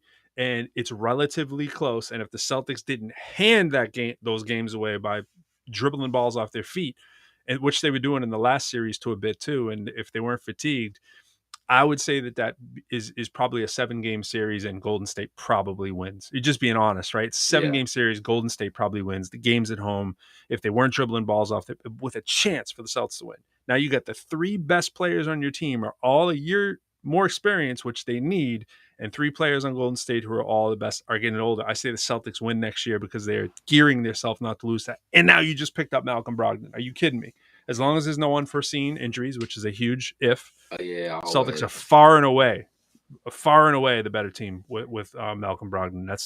So they have to get much better. Golden State. Yes, their young guys are getting better too, but their young guys are not in the class of the Celtic young guys. That's all I'm saying. I think if you combine, when you think about your Steph Currys and your Klay Thompson, I mean, their improvement doesn't necessarily equate, I think, similar to some of these younger guys because they're better in the more athletic, better than necessarily depend on youth. So, like with Stephen Curry, he played as good as he played ever. They played better than he's ever played in any final series at this point in his year. He's just a dribble, shoot the ball type of person. Klay Thompson looked horrible to me, in my honest opinion. Like I was just almost like I would have rather not. He had a couple games Klay though. Thompson play. He had a couple games. He was not good. He was not good. Jordan Poole was better. I mean, plenty of times. Jordan Poole had a couple awful games too. He had a couple bad games. But it was like the games that they won, they was able to pull away was because he came off the bench and gave them 20. Because Klay was thinking it up. And that one game when Steph had 40. And he had 30 other games. And Poole was your next best scorer. The one game that it wasn't Wiggins. And Wiggins still young too. He's under 30. And that's what I kind of think about. You still got Wiggins under 30 who's kind of around the same age as the Celtics guys. And then you got Poole who's the same age or younger with Kuminga and Wiseman. They got a good young core around it. I'm more excited about teams like I said, the Miami team. I think they need to get better. They have too much talent. I think their issue is. And so by consolidating and getting a KD, I think that makes them better. Could KD go back to OKC? He could go back, but I don't know why he would do that. That to me to go back to OKC on a trade. Like who are you going to give Brooklyn to get KD without completely? I mean, they made a good draft pick. I'm just trying to think like where he. I mean, I know where he wants to go. I mean, Phoenix makes a lot of sense, but I don't know if they have that kind of money. They make the money work. You know how that goes. Sometimes it's really tricky though. I mean, like the Celtics, like literally had to do magic to make that. They had to unload like 9 guys, to make that. And they were all people you don't care to see gone. There's nobody in there like, oh my gosh, Neeson was probably the one you like. Yeah, he's going to be good at some point, But it's like, if that dude's healthy and he gets a chance to run every day, he's going to be great. He's going to be a great player. But that you're not waiting on that. You're not like, oh, I'm going to wait on Neeson so I don't take Malcolm Brogdon. No way. You take Malcolm Brogdon, you win next year, or you have an extremely high chance of winning next year. You're the best team in the NBA right now with that. And Gallinari is a nice pickup based on what the Celtics need. The Celtics need someone who can come in and shoot and score. They are loaded with defensive players. Every single player, including Brogdon, is a defensive stud. And it's like you can take on a Gallinari and bury him around a bunch of defensive guys. You bring him off the bench. I still think we did that well with Ray Allen. Ray Allen was an average defensive player at best, and he was the only guy on the floor who wasn't like tenacious on defense. And that worked out pretty well too. Hid how uninvested he was on defense. Right, he was very athletic. I still feel like they should probably, find a way to stagger Marcus Smart and Brogdon's minutes because I almost feel like you need to start Marcus Smart and Malcolm Brogdon. I just really feel like you could. Tatum should be at your 4. And Horford should be coming off the bench with Gallinari. Yeah, I mean, it's a question of what lineups you're playing against. I think you'll see that in certain lineups, but you can't do that all the time. You become like most teams when you do that lineup because so you got, Smart 6'4", Brogdon 6'5"ish, and it's like he's a bigger. That's deadly, man. Yeah, but you play in a 6'4", 6'5". Jaylen Brown is really like 6'6.5". I know he listed 6'7". You got him. Let's call him 6'7". You got Tatum is a very tall 6'8". He's 6'8 3/4 with a 7-foot wingspan, basically, right? So he's a very long 6'8", right?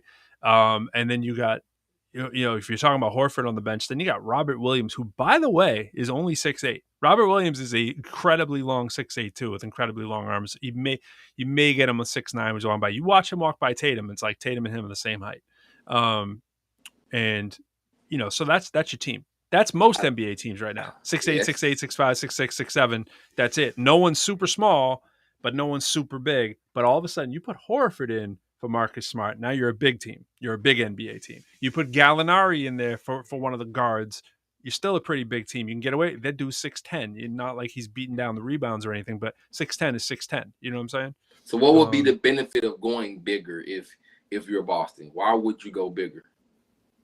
Well, there's certain lineups. I mean, you can see they bullied a lot of teams in the playoffs. I mean, their size, they were bigger than they were longer, is what it was. It wasn't about being thick. They were longer.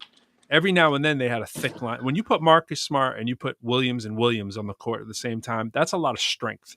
And then you put, and Jaylen Brown and Tatum, they're both strong as well. So you put them out there, that's strong, long, tough, and I think for the Celtics, you can do so many different lineups. You can play bully ball. You can play tall. You can play small to a point. The Celtics actually don't have anybody They don't have other than Peyton lineup, Pritchard. really. Yeah, Peyton Pritchard's the smallest guy they can put out there at any given time. And he's like, 6'1 and a half, 6'2", whatever he is, 6'3", 6'2", really. It's like, it's Peyton Pritchard, And again, I'm just like small. It's like, like I'm probably 6'3". You know what I'm saying? It's like I'm a tall dude. What do you do with that? Speaking of just like tall, long athletes or lineups, how do you feel about? Do you play Gobert and Cat together now that Gobert's going to Minnesota? Ooh. Gobert. Do you play them together? Pronunciation, Gobert. Yeah. I mean, yeah, you do. I mean, you're gonna have to at some points. You're gonna. I mean, see, don't sleep. The league has been getting slightly taller in the last few years. Like the super small guard thing. Like there's a few still really good, really small guards, but the league has been growing again. The league is getting a little bit bigger. The mid range has gotten a little bit more important, and it's big guys who can shoot the three have become that's why someone like Gallinari is still playing and doing pretty well. It's mandatory to be a big that can shoot. Like if you're a big that can't shoot, your minutes are limited. You're out the league. Yeah, you're out the league. I mean, people are like, oh, what happened to blah blah blah? He couldn't shoot the three. It wasn't big enough. Like that's kind of what's happened, right? Like if you're a guard who's short, who can't shoot the three, you have no job. You have no job. And if you're a forward who's just a banger, and if you're Draymond Green, you're almost out the league. You know what I'm saying? There's not a lot of spots for people that are Draymond's an exception, but the average Draymond Greenish kind of player doesn't have a role, which is why the other Williams on the Celtics was going to be trade bait. But all of a sudden he's like, he recognized it. He's like, look, I am 6'5 3/4, right? Maybe 6'6.5" on a good day with thick shoes, right? He's like, I am bulky, I am smart, I am defensive, I am energetic, I am super smart, but I can't shoot. You know what I need to do? I need to be able to shoot. And I'm telling you, as somebody who's been in the gym all summer shooting, right? I have increased my shooting ability probably 50%, and I was already a decent shooter. Like if you look at my Instagram page, I'm not exaggerating. There's probably 60 videos of me. I think, right, of me shooting, right? Every single. I go in the gym right now, and it's like when I shoot a 3-pointer, it's in. That's in my head. It's like it's in. I was never like that before. So it's like I can see where someone like Grant Williams, who's being paid millions, by the way, to go in every day and to get up shots. I get up 300 to 500 shots pretty much every day. And the difference in my shooting is night and day. I mean, I was telling Fee yesterday, I hit the all-time record I ever had for threes yesterday. I didn't have it recorded. And today I had a rough day. And I say rough, and I couldn't get more than 9 straight threes in a row. That to me now is a rough day. Half a year ago, like I'd be like, yo, if I got 4 straight threes, I was like calling my friends, yo, I hit 4 straight threes. You know what I mean? Like I mean, I hit like 30 straight threes yesterday. Now, granted, they were like high school range threes because I was on the part of a court where the net is ripped, so I'm using the other rim. But I'm kind of guessing. I'm not really looking. I'm just kind of guessing where it is because it doesn't actually have the line. But I'm generally in between college and high school 3-point range with nobody on me. And I can hit about 33s on a really good day. And a bad day, I hit 9 straight. Now, again, I'm a dude who's just the dude down the street. You're talking about a pro basketball. My point is, any pro player that recognizes this and says, I am out the league if I do not develop a 3-point shooter, why would you not be in the gym and shoot 800 a day? because Easy. I'm shooting 500 a day on and only because I got other stuff to do. Am I leaving? You know what I'm saying? Like if I didn't have other stuff to do, which these guys don't have other stuff to do because it is literally This is their your thing paying job. them millions of dollars. Right. Dude, like the passion that's inside of me to shoot better for no reason. Right? No reason other than I feel like being a good shooter, right? Is like if you're Williams or any player for that matter, if you got a decent shot, and let's face it, most NBA players have a decent shot. Rondo has developed an amazing 3-point shot. Case in point, right? It's a dude who extended his career till he's like now a senior statesman in the NBA. I don't know if he'll play this year or not, but it's like that dude has been playing since what, 07? You know what I'm saying? And it's like, he got a 15-year career because he developed a 3-point shot like 5 years ago. You know what I'm saying? He would have been out that long ago, maybe like 3 years ago, like right. It started develop. Yeah. During the pandemic, right before the pandemic, he started to hit some threes. Yeah. And what was he? He was quick. He was nimble, great dribbler, could steal the ball. And then you lose a little speed, you lose a little pop. What are you going to do? You better be able to hit a three. You better know what be I'm able saying? to hit a three. And so if you're a tall dude and you can't hit a three, especially if you're not a rebounder like a Gallinari or something like that, and you're 6'10". If you're 6'10" and you can shoot, you're gonna have a job in the NBA for a long time. Look at Horford. The people are like, yo, I mean, granted, he does look like Father Time is lost. I mean, he's like, this dude is like, he's like buckets right now. But that's only going to continue for so long. I mean, you know what I'm saying? But in any event, the dude's 6'9". He's in the NBA because he can stretch the floor and hit a three. He's a 3-point threat, you know? And granted, he can block shots, play defense. He's smart and all that. But whatever you do, you have to add a 3-point shot in. And I'll tell you, I'm in the gym and I'm shooting NBA 3-pointers, right? I get it to where the NBA line is. That is really far, you know? And like if I'm shooting NBA 3-pointers, I'm not hitting no 20, 30 straight. Like, but you watch these dudes are out there and the videos are on them constantly. And it's like 9 straight, at least, you know, like every now and then you'll see someone hit 20 straight. And it's like, yo, they're shooting from 2 feet further than usually where I'm shooting from, you know what I'm saying? Or 1.5 feet or whatever you want to call it, you know? College, even this, like I shoot college 3-point, like the court, we have the main court, I shoot in that.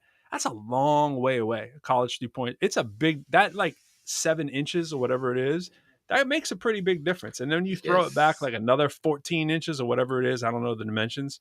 You start shooting NBA one, any little thing that's wrong in your shot can easily make you miss. It doesn't take much. So it takes practice, and it takes 2 hours a day minimum for an NBA player to become a 3-point shooter. I do not understand how people don't do struggle. that. Yeah, I don't. And free throws, I don't get it. I don't get it. I can literally shoot 100 straight free throws now. You know what I'm saying? It's like, how do you not do it? Yeah, you got trainers. I think some people some athletes' ability to shoot is kind of more physical than mental. You know, you got certain guys. If you like historically look at just like your better shooters, they don't have like these crazy large hands that, you know, is consumed the basketball. So I think that has something to do with, you know, how your shooters turn out, just like one they do that we in our mind, which we know is practice, but in most people's mind, you know, we call people natural born shooters, which, you know, there's really no such thing. I'm certainly no natural shooter. And so people just kind of like, it's kind of like a hand thing. But if you're just getting paid, man, to work on your game, man, you just got to figure that out, man. It's like, take the time, especially free throws, bro. I got to show you this one. Hold on, let me show you this one. Especially free throws. Like, work it out, bro. Rick Barry figured out how to shoot underhanded.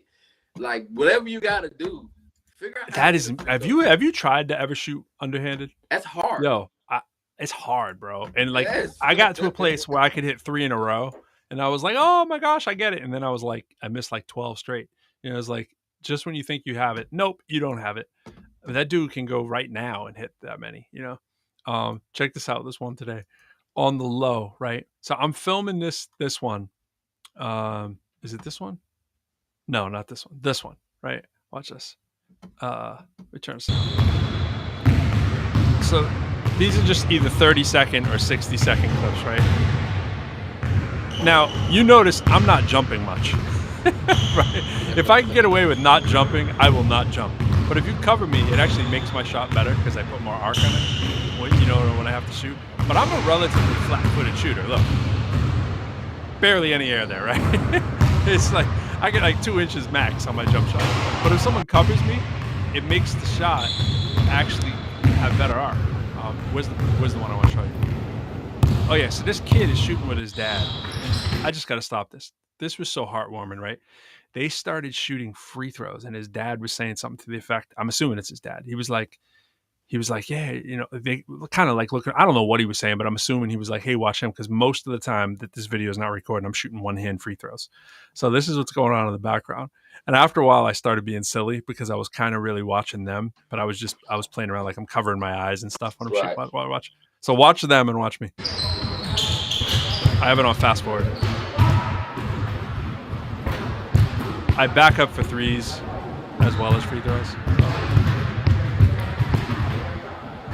Tell me if that's not the epitome of a good dad. Yeah. Look at this. Patient with him. He's missing. Dad's like, okay, you try it again. Boom. He hit it.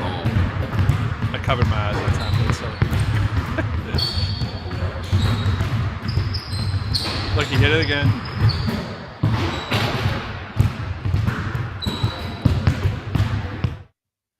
Now, I'm just saying, my dad wasn't a ball player, so there was never a time in my life when my dad took me to the local gym. You know what I'm saying? Like basketball wasn't something we did. You know, my dad played baseball with me and that kind of stuff. But like, seeing that guy take his kid to the gym, I was like, yo, I was almost getting misty eyed. I was like, this is what I want to be with my son. You know what I mean? Like when I get older, like being patient, doing all that stuff. Yeah, man, taking the time really to just spend that time with your son. And you know, I'm learning this more now. As my son, he's 15. My other son is 15. Man, I never really knew how much he admired me. Of course. And it's just crazy, man. And then, you know, they start to like almost mimic you and your behavior. And that's the win, bro. You know what I'm saying, bro? Like nothing. And you think about you, the flowers to you moment. I mean, you are a legitimately great human. And so the thing is, for your kids to recognize that, it's not hard because you stack up really well to people in real life. They're like, my dad's not like this joker. My dad's not like this person. My dad's working his job, coming home, they know what you're doing for them, and they know you're showing up. And kids remember you showing up. They remember you showing up, bro. Yep.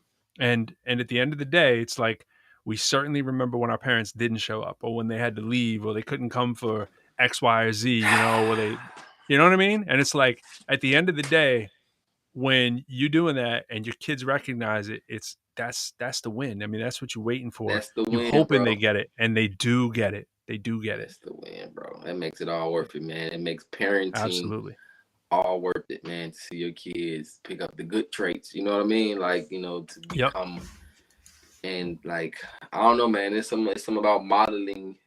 It's like the highest form of praise, man. Just to see my son, it's just like, you know, I did this, that. I remember you taught me this. And so there's a lot of things around the house he does that I don't even do no more, like changing light bulbs, changing the vents on the air conditioning and stuff like that. I don't even have to do no more. I don't cut grass and stuff like that. Mind you, I don't have the time or the energy. I don't want to do it, but I don't really have to either. Absolutely. Just to watch them just like that. You know, you need me to do this for you. And my son, he was driving. His little brother has been having basketball camp all summer. You know, he's playing team. Made the team for the first time. And watch his older brother kind of walked him through that process too. He made the same team when he was going into the 6th grade. Oh, really? To the 7th grade. Yeah. And so he's kind of like been coaching him through the whole process the whole time. And that's how I was with him. You know what I'm saying? And he remembers that.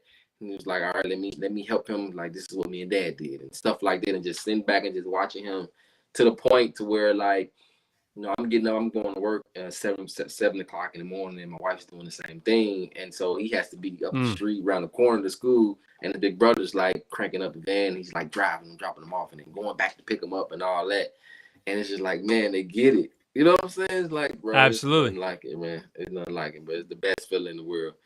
And so, man, I like to see dads in the gym with their kids, man. Like the guy in the video, man, with his son, man, like those moments are special. That his son will never forget that.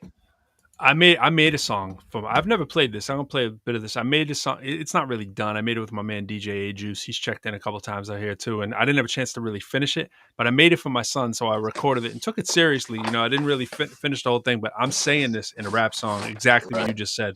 Check this out. Check this piece of this. Right, I'll let you hear this. Now this is probably like, well, you can do the math. My son is now 9. Okay, so listen to this. Sound is playing. That's how I know, yo. That's You how hear I it? know. Professor Lyrical. That's how I know. That's how I know. Hey, Juice. Power source. Massachusetts for the youth. That's how I know. That's how I know. Yeah. Professor Lyrical. That's how I know. That's how I know. Yeah. Lil Henry. Yeah. Son, these pearls of wisdom, I ain't tossed them on swine. Cause when I say son, I'm talking to the child who's mine. Never wasted time trying to run and get signed. Always had to learn my lesson, steady taking my time. Always making a rhyme like the last that I write. So when I record it, making sure that it turn out right. You can't afford it, make sure your cash is right. It's mad important in every single facet of life. It's like all we have is our deeds and our words. Indeed, dads, we have more. We leave our seeds on this earth. You're worth more to me than I could possibly show. The pocket and dough since you were born rocking the shows. Although every time I go or leave this house, though you're sleeping, each time I do it with doubt, no doubt. Cause what counts to me probably the most is each night rocking you to sleep, watching you grow. That's how I know. Yeah, that's how you know. That's how you know, Fly. That's how I know. When they're paying attention, Yeah, catching it. yeah, that's how you know. Yeah, someday you'll hear it. That's how I know. Yeah, how I know I've done some things right. Yeah, how I know there's something deeper to the meaning of life. Your smile is bright, happy as the babies I've seen. So thank you, mama. It's gotta be a thread from your genes. Indeed, your first name was your grandpop's name. Mine was Demetrius, and Greek translates to James the same. As your second even gave you a third. The last name of your mother with the love you deserve. Of course, like every woman should deserve your respect. The same treatment for your mom that you learn to expect. Except, no excuses, always give them your best. It's how you know you'll always be prepared for the test. And yes, education is a part of my name, but I ain't talking about the lessons that you earn for a grade. There's no shame, son, in learning to fail. Just stay graceful. It's all part of being a man. That's how I know. You know what I mean? Yeah, that's how you know. Hey, Juice. That's how I know. This was probably in the era of when I was still doing 3 verse that's how you tracks. know. Let me see. I don't know. That's how I know. From experience, that's how I know what I know. This is serious, my hope is that it helps you to grow. I know, also important is taking time to laugh. Like every night at 6:30 when I gave you your bath. In fact, looking back make me tear up fast. I wrote this rhyme on the day you turned a year and a half. So hearing your dad talk about you as my son is probably crazy, especially since you was just one. But son, rest assured you have a heart that's pure. You'll be successful in anything you do for sure. Be sure you're doing something that's true to your heart, truly a part of your soul. Make some beautiful art and start to see the world for the gift that it is. Maybe in time you'll even share this rhyme for your kids. So when they're older and as you start watching them grow, one thing for certain, a father's love is something they'll know. That's how I know, son. Yeah, that's how you know. That's it, man. That's great, man. That's Appreciate it, timeless, man. Henry's gonna hear Appreciate that when he's 21. He's like, Dad. I played it for him when he was like 5 and 7, you know what I'm saying? But he can barely sit still for 20 seconds. You know what I'm saying? You know how it is when they're this age, absolutely. you know? Yeah. It's like he's but to your point, I mean, it's like he sees all the stuff that I do and he gets it. And he's like every day, he's like, Daddy, I just love you so much. You're just like the best and blah, blah, blah. And he's like, you know, and he likes what I like. But to a point, you know, it's like he really has his own identity and he's definitely into his own stuff. And, we had this Taekwondo master. We're going to a tournament tomorrow, and at George Mason University, really big Taekwondo tournament. And they're not competing, my wife or my son. They're just watching and cheering on some really good competitors from out here. And they're going, and it's like the grandmaster had said, he goes, man, I really see another part of Henry. Because he's doing summer camp with them, and not all the time, but he's been doing summer camp for a couple of weeks with them. And he's like, yeah, I really see how he is. Like, he's really different. Like when he's, you know, and they get to see outside of just class, you know, like their personalities or whatever, the personalities we know, you know, and it's like, you can see him taking more of a liking to him now that he knows him and all this stuff. And it's like, you're just happy that you're raising them to be, you know, good, upstanding people, you know what I mean? As long as you can, long as you can, you know. As long as nothing comes and throws you off the course. And I tell him that all the time, you know, but he's really perceptive of a lot. He's perceptive of when people are doing bad things, when people are smoking or drinking. I mean, he wants to call the cops if someone's drinking or smoking. It's Yeah. hilarious. He's a little policeman. He's like, Daddy, I smell smoke. Stop. And he's really scared now. Man. He's really scared to walk without holding my hand right now, too. He's in a phase where he's heard about some violence and things that have happened in the community. He's very unsure. He knows his surroundings now. And so he's like, where Taekwondo is, he knows it's not that safe. So he's, Daddy, you have to come with me to the door. Like and I like that he's like, you know what I'm saying? A lot of parents would be like, oh, I want to tough him up. No, I'm not trying to tough him up. I want him to know what he knows. You know, he can sense and he can perceive. Yeah. He's like, there's something not right here. He's like, these people are weirdos over here. I need to be. He's like, Daddy, there's weird people by Taekwondo. He's like, I need you to come with me. I'm like, yeah, I got you. I'm like, but you're the black belt. In a few years from now, I'm going to need you to come with me. Exactly. You know? I was like, you're almost a second degree, bro.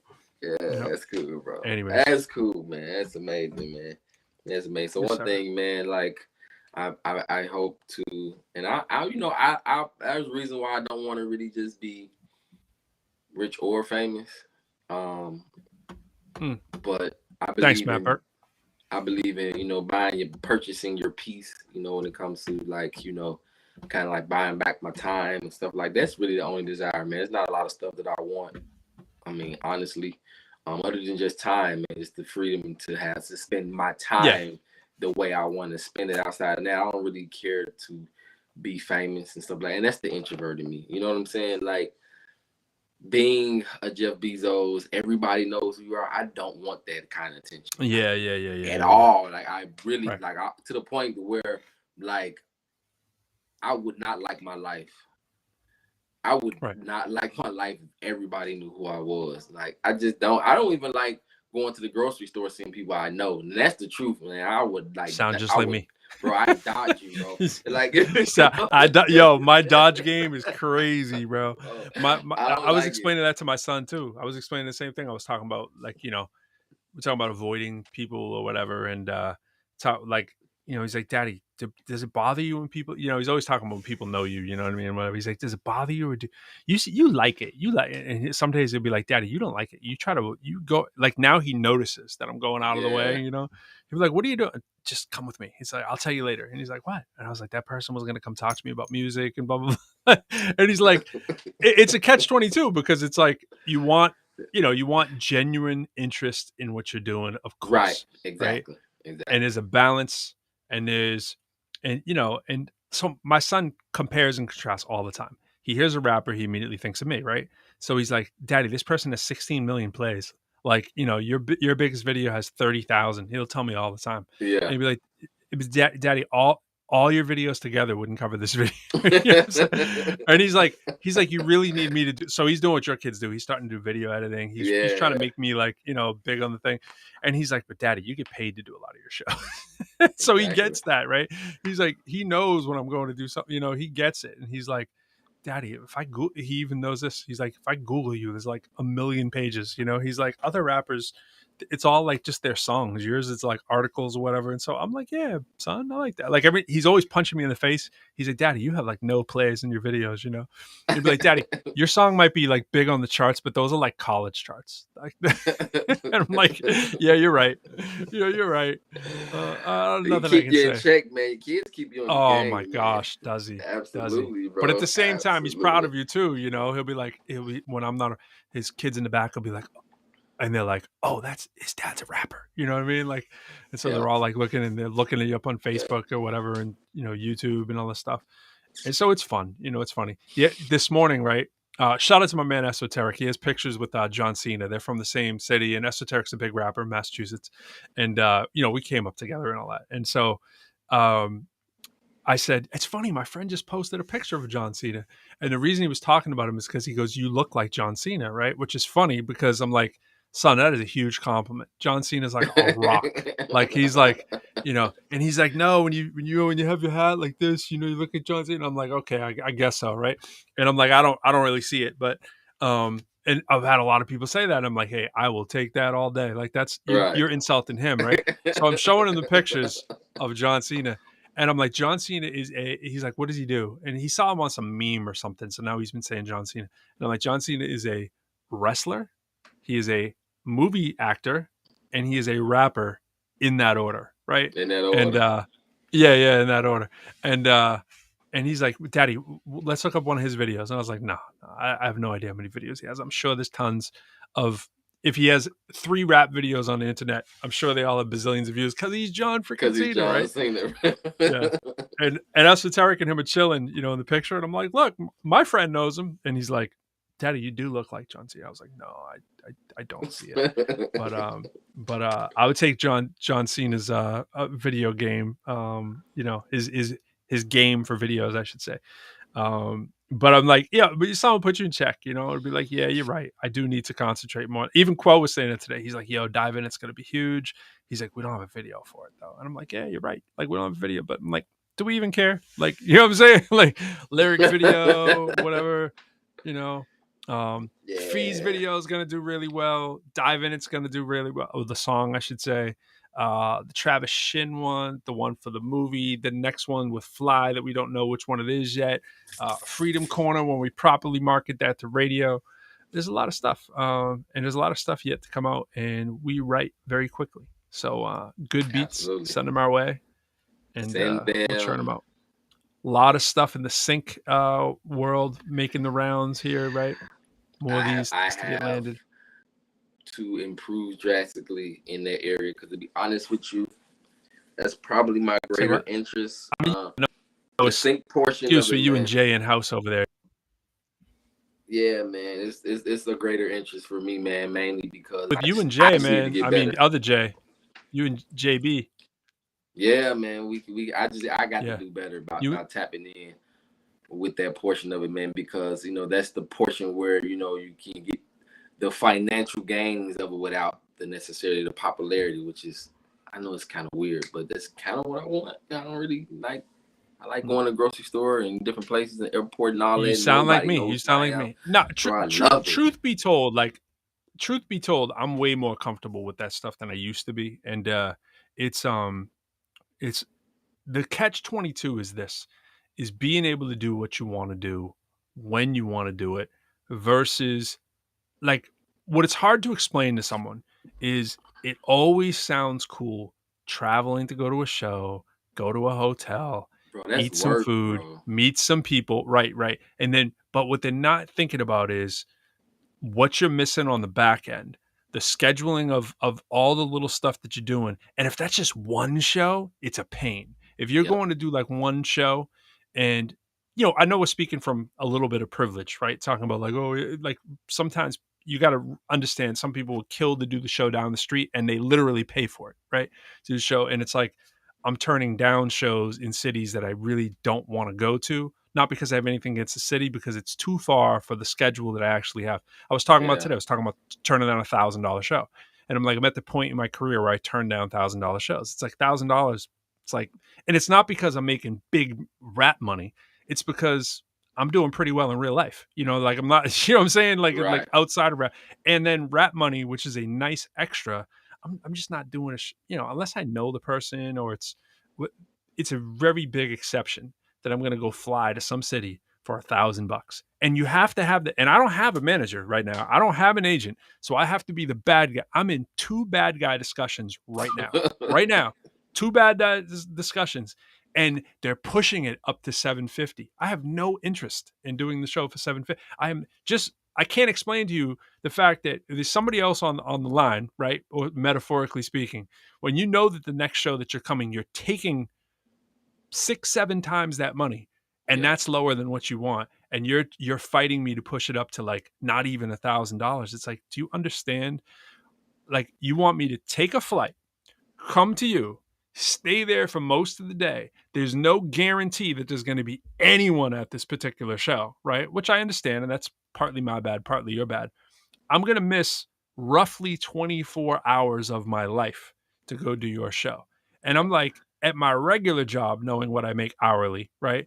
My regular job times that is way more money than what you want to pay me for. And you got to explain the opportunity cost to someone. It's like, bro, I work at my regular job, like what I make hourly times 24 should be the minimum I get to come 24 hours. Does that make Exactly. sense? Exactly. And I'm not able to be home with my family, and I'm not able to go down the street to my gym that I like to go to, and I'm not able to go to the little cafe that I want to, like, that's opportunity cost. And there is an opportunity of going because you might meet fans, you might, but there's a lot of you mights, and unless those are accounted for in that money, then people don't want to go. You know what I'm saying? When they've reached a certain level, or a certain amount of experience or Yeah, whatever. And that's that's the true, thing man. that people don't understand. And Quo and I were talking about the same thing today. We're like, doing a show for like $300 or something like that. It's like, are you serious? Especially the whole flying part. And then you have expenses that, if you're having that kind of battle with them wanting to come off of 500-750 a grand, and they're not really covering your expenses either. And so it's even, you getting even less than what they're actually presenting you after you count flight and the hotel and food and all that stuff. Some may decide to kind of cover those expenses, but if they're fighting you over 750, then they're not covering those either. So I'm bringing home $100, $200 for 24 hours of my life. No, I'm definitely staying home. Well, even if sometimes it is like with a room, like in this one of the ones I'm talking about, the room is paid for, the hotel is paid for, Yeah. and then there's $750, and it's like the room and hotel being paid for is an automatic that should be there. Right. If it was all inclusive and it was $2,500 for this particular show that I'm talking about, I would go and do it. I would go and do it because I could fly for less than that. I could stay in a hotel for less than that. It's one day. Pretty much $500 is what it's going to cost, right? Just to do that, like flight back and forth and a hotel is about $500, right? For this particular show. Typically that can be $750 as it is, but for this, it's about $500, right? One of them's local. Now the other one's local and we're fighting about $750, $800, right? And it's like, because they know the market for most like local established rappers or whatever, that they're dying to play for like nothing, that then it's like shock and chagrin when it's like you're not in that realm. But you're still calling me, you're still emailing me, dude, you're telling me you want me to come. Like you know what I mean? Like it's like I don't even have an agent. I don't even have and I have to be the bad person, but it's all how you say it. It's literally how I say it. I started off with a big preface and I'm like, I just want you to know, right, that when you said that you have a budget and when you told me what it is, it's much, much lower than I would usually even start at. So I'm still talking to you because I respect you and I understand, but it's like, I'm not saying that I'm not going to do it, but here's the thing that other younger artists need to know, and we may talk about this on a panel as well, is that one thing you should be saying, if you're not, whatever your number is, your number could be $100, right? It doesn't matter what the number is. Everybody's gonna have a different number. For some people it's 100,000, right? Is that if you're not getting what they want to pay you and they're booking you like a month and a half in advance, which is usually the case, right? Hip hop, sometimes it's shorter. Sometimes it's like 3 weeks. All of a sudden they want someone, right? They realize they're in an emergency. But if you're booking me for a month and a half from now and you're not giving me the number that you want, here's the thing. Okay, let's say I take your $800 because I like the thing you're doing. I like you or whatever, and I'm going to try to make it happen. You have to be cool with when something else comes in the way and bumps your thing out of the way. Because if you're not giving me $5K, which I understand that you can't do, and that's like maybe the minimum for this particular thing that I want to do, then you have to know that if someone else comes along with that, there's no hard feelings. So I'm not signing a contract with you that's saying I'm coming for your $750. I want $5,000. You're not willing to give it to me. So the most I'm going to sign is something that says something to the effect of, I will if I can, but if I can't, no hard feelings. That's on you. You can go tell your people that I didn't show up for, because it doesn't sound like it's that important if your budget's only $750. Like, what kind of event is it? You know what I'm saying? Like, and I got to say that in a nice way and not sound like a jerky boy. And it's not being a jerky boy.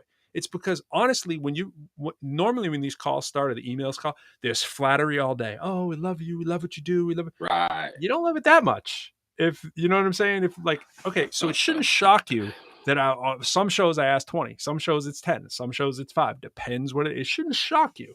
There are tons more that I've done for way under that. I've done a lifetime of doing shows for free too. You know, like I got mountains of free shows under the belt too.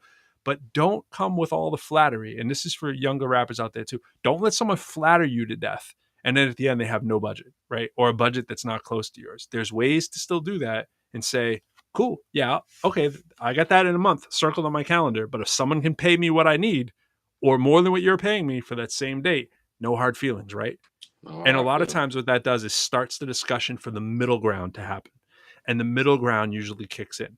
And that's fine. Sometimes when you've been back and forth with someone and they're not wiggling off of like $250 extra and what you really want is thousands away, you'll find the middle ground probably comes in. Someone's probably going to kick in another $800 to $2,000 to secure you because they realize they can't go back and tell somebody else that, oh yeah, we just booked this person sort of. Like that doesn't work for many people's plans.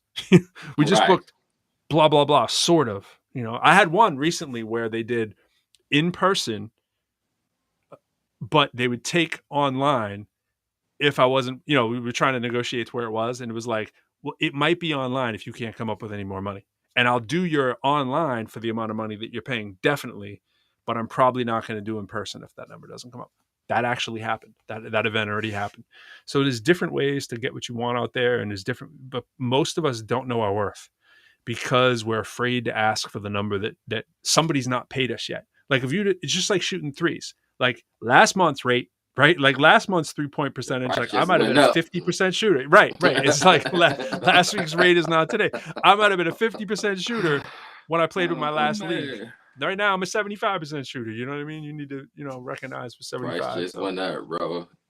Price goes up. Yep. And I'm more and more comfortable with saying no or maybe than I ever used to be. Now I'm just like, bro, life's short. Like it doesn't change my life if I don't do your show for $750. You know what I'm saying? It doesn't. Yeah. It doesn't. Now, if it's my friend, I'll come to his house for nothing. I'll stay at your house, and they might be like, "Yo, let me try to pay you $250." Cool. I want to go see that person. Right. Quo calls me right now to come in Somerville, and there's someone down the street that wants to pay $300, and it's like, and I get to stay at Quo's house, and I get to hang. Yeah, okay, like we can make that happen. Absolutely. You know what I'm saying? Right. If it works in the schedule, I'll go see Quo for free. I'll go see Fee for free. But you don't want that to be the word on the street. Like, yo, if you just hook him up to go see his friends, you know what I mean? But that's just reality, That's reality. And say, but if I'm going to Duluth, discretion. Yeah. Right. It's like, yo, you want me to go to Nebraska? It's like, yo, I don't know anybody in Nebraska. Yeah, first of all, I have to pay you just to come to Nebraska, and then pay me for there's plenty of places. There's plenty of places that I do want to go, but I don't know anybody there anyway, and I'm coming by myself. So it's like, yo, someone can be like, yo, we got a show in Miami, which has happened, right? It's like, yo, that sounds dope.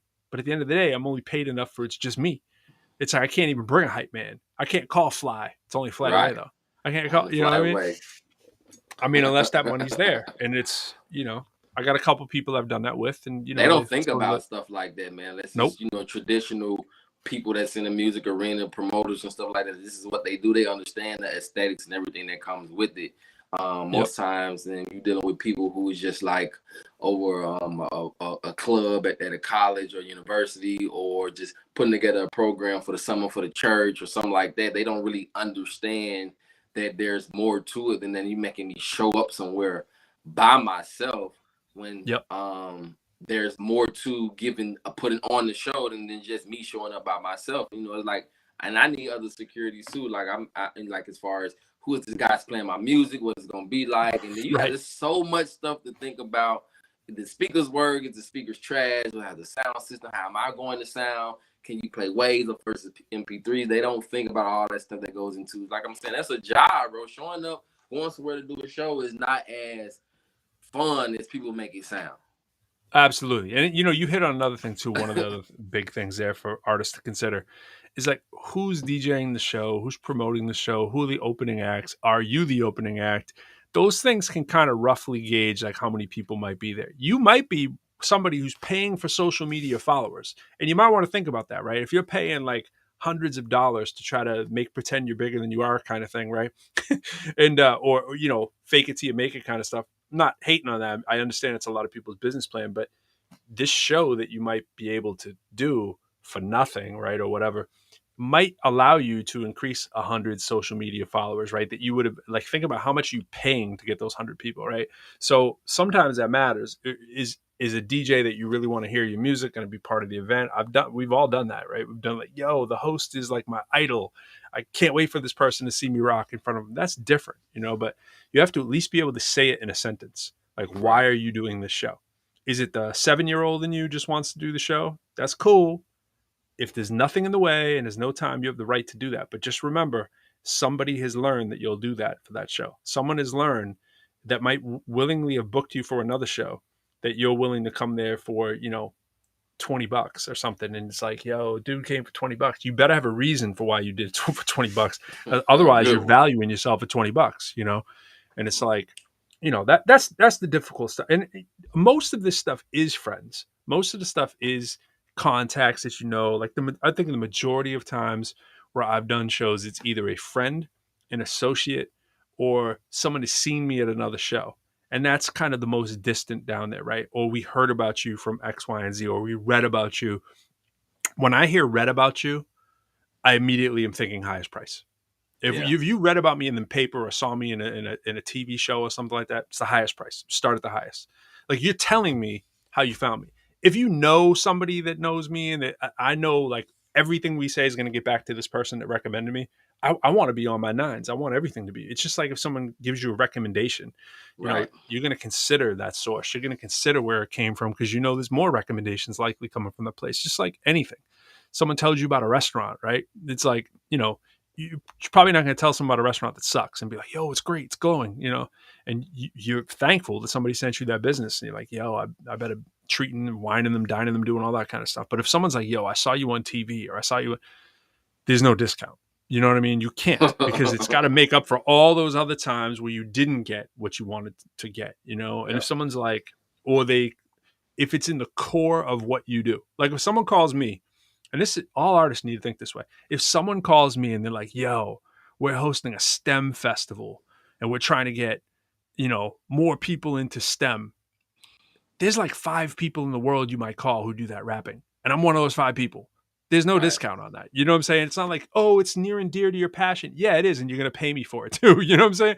It's like, because the other way around, if you're asking me to come do something that has nothing to do with me, the competition is greater. There's other people you could get to do that. And that's simple business. It's simple. Like, if you're having, it's like if someone's calling you and they're like, yo, we need someone to do a rap kickoff, and by the way, it's all about culinary and management and blah blah blah. We need you to put in a few of those things. It's like, yo, you found the world leader in that. Like, people get it twisted and like, I gotta be at that.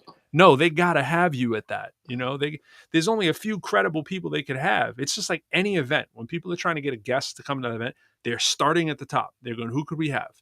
And in some cases, and I've had this said to me, and it's the biggest honor when it's ever said, somebody like, yo, we can't afford KRS-One, so we called you. Thank you. That's great. Like, KRS-One's the man. I'm glad I'm even mentioned in the same breath.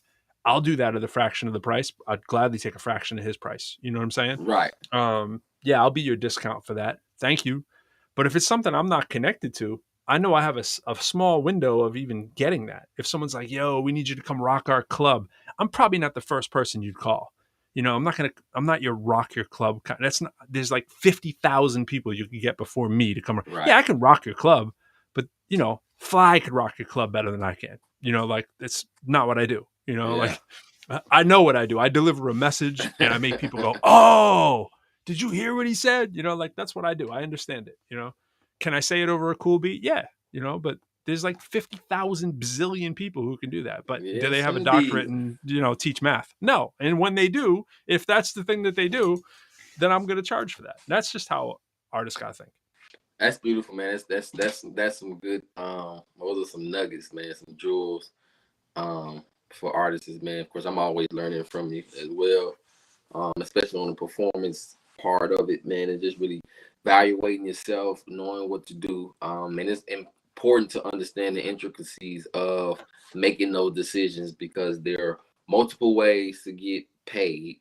Like you said, it could be exposure, it could be those true blue fans, people that's really going to support like anything you do. If you put out a t-shirt, the person that's going to buy it, that your core people like, and to be able to be in a position where you can gain more of those people, those different kinds of currencies, like you said, other than just dollars and cents. And so being able to consider all of those things without forgetting what your worth is and having a base I think if you go into those kind of negotiations too open, you have no idea. You can easily undervalue yourself and not really get what you deserve, and end up setting yourself up for the future.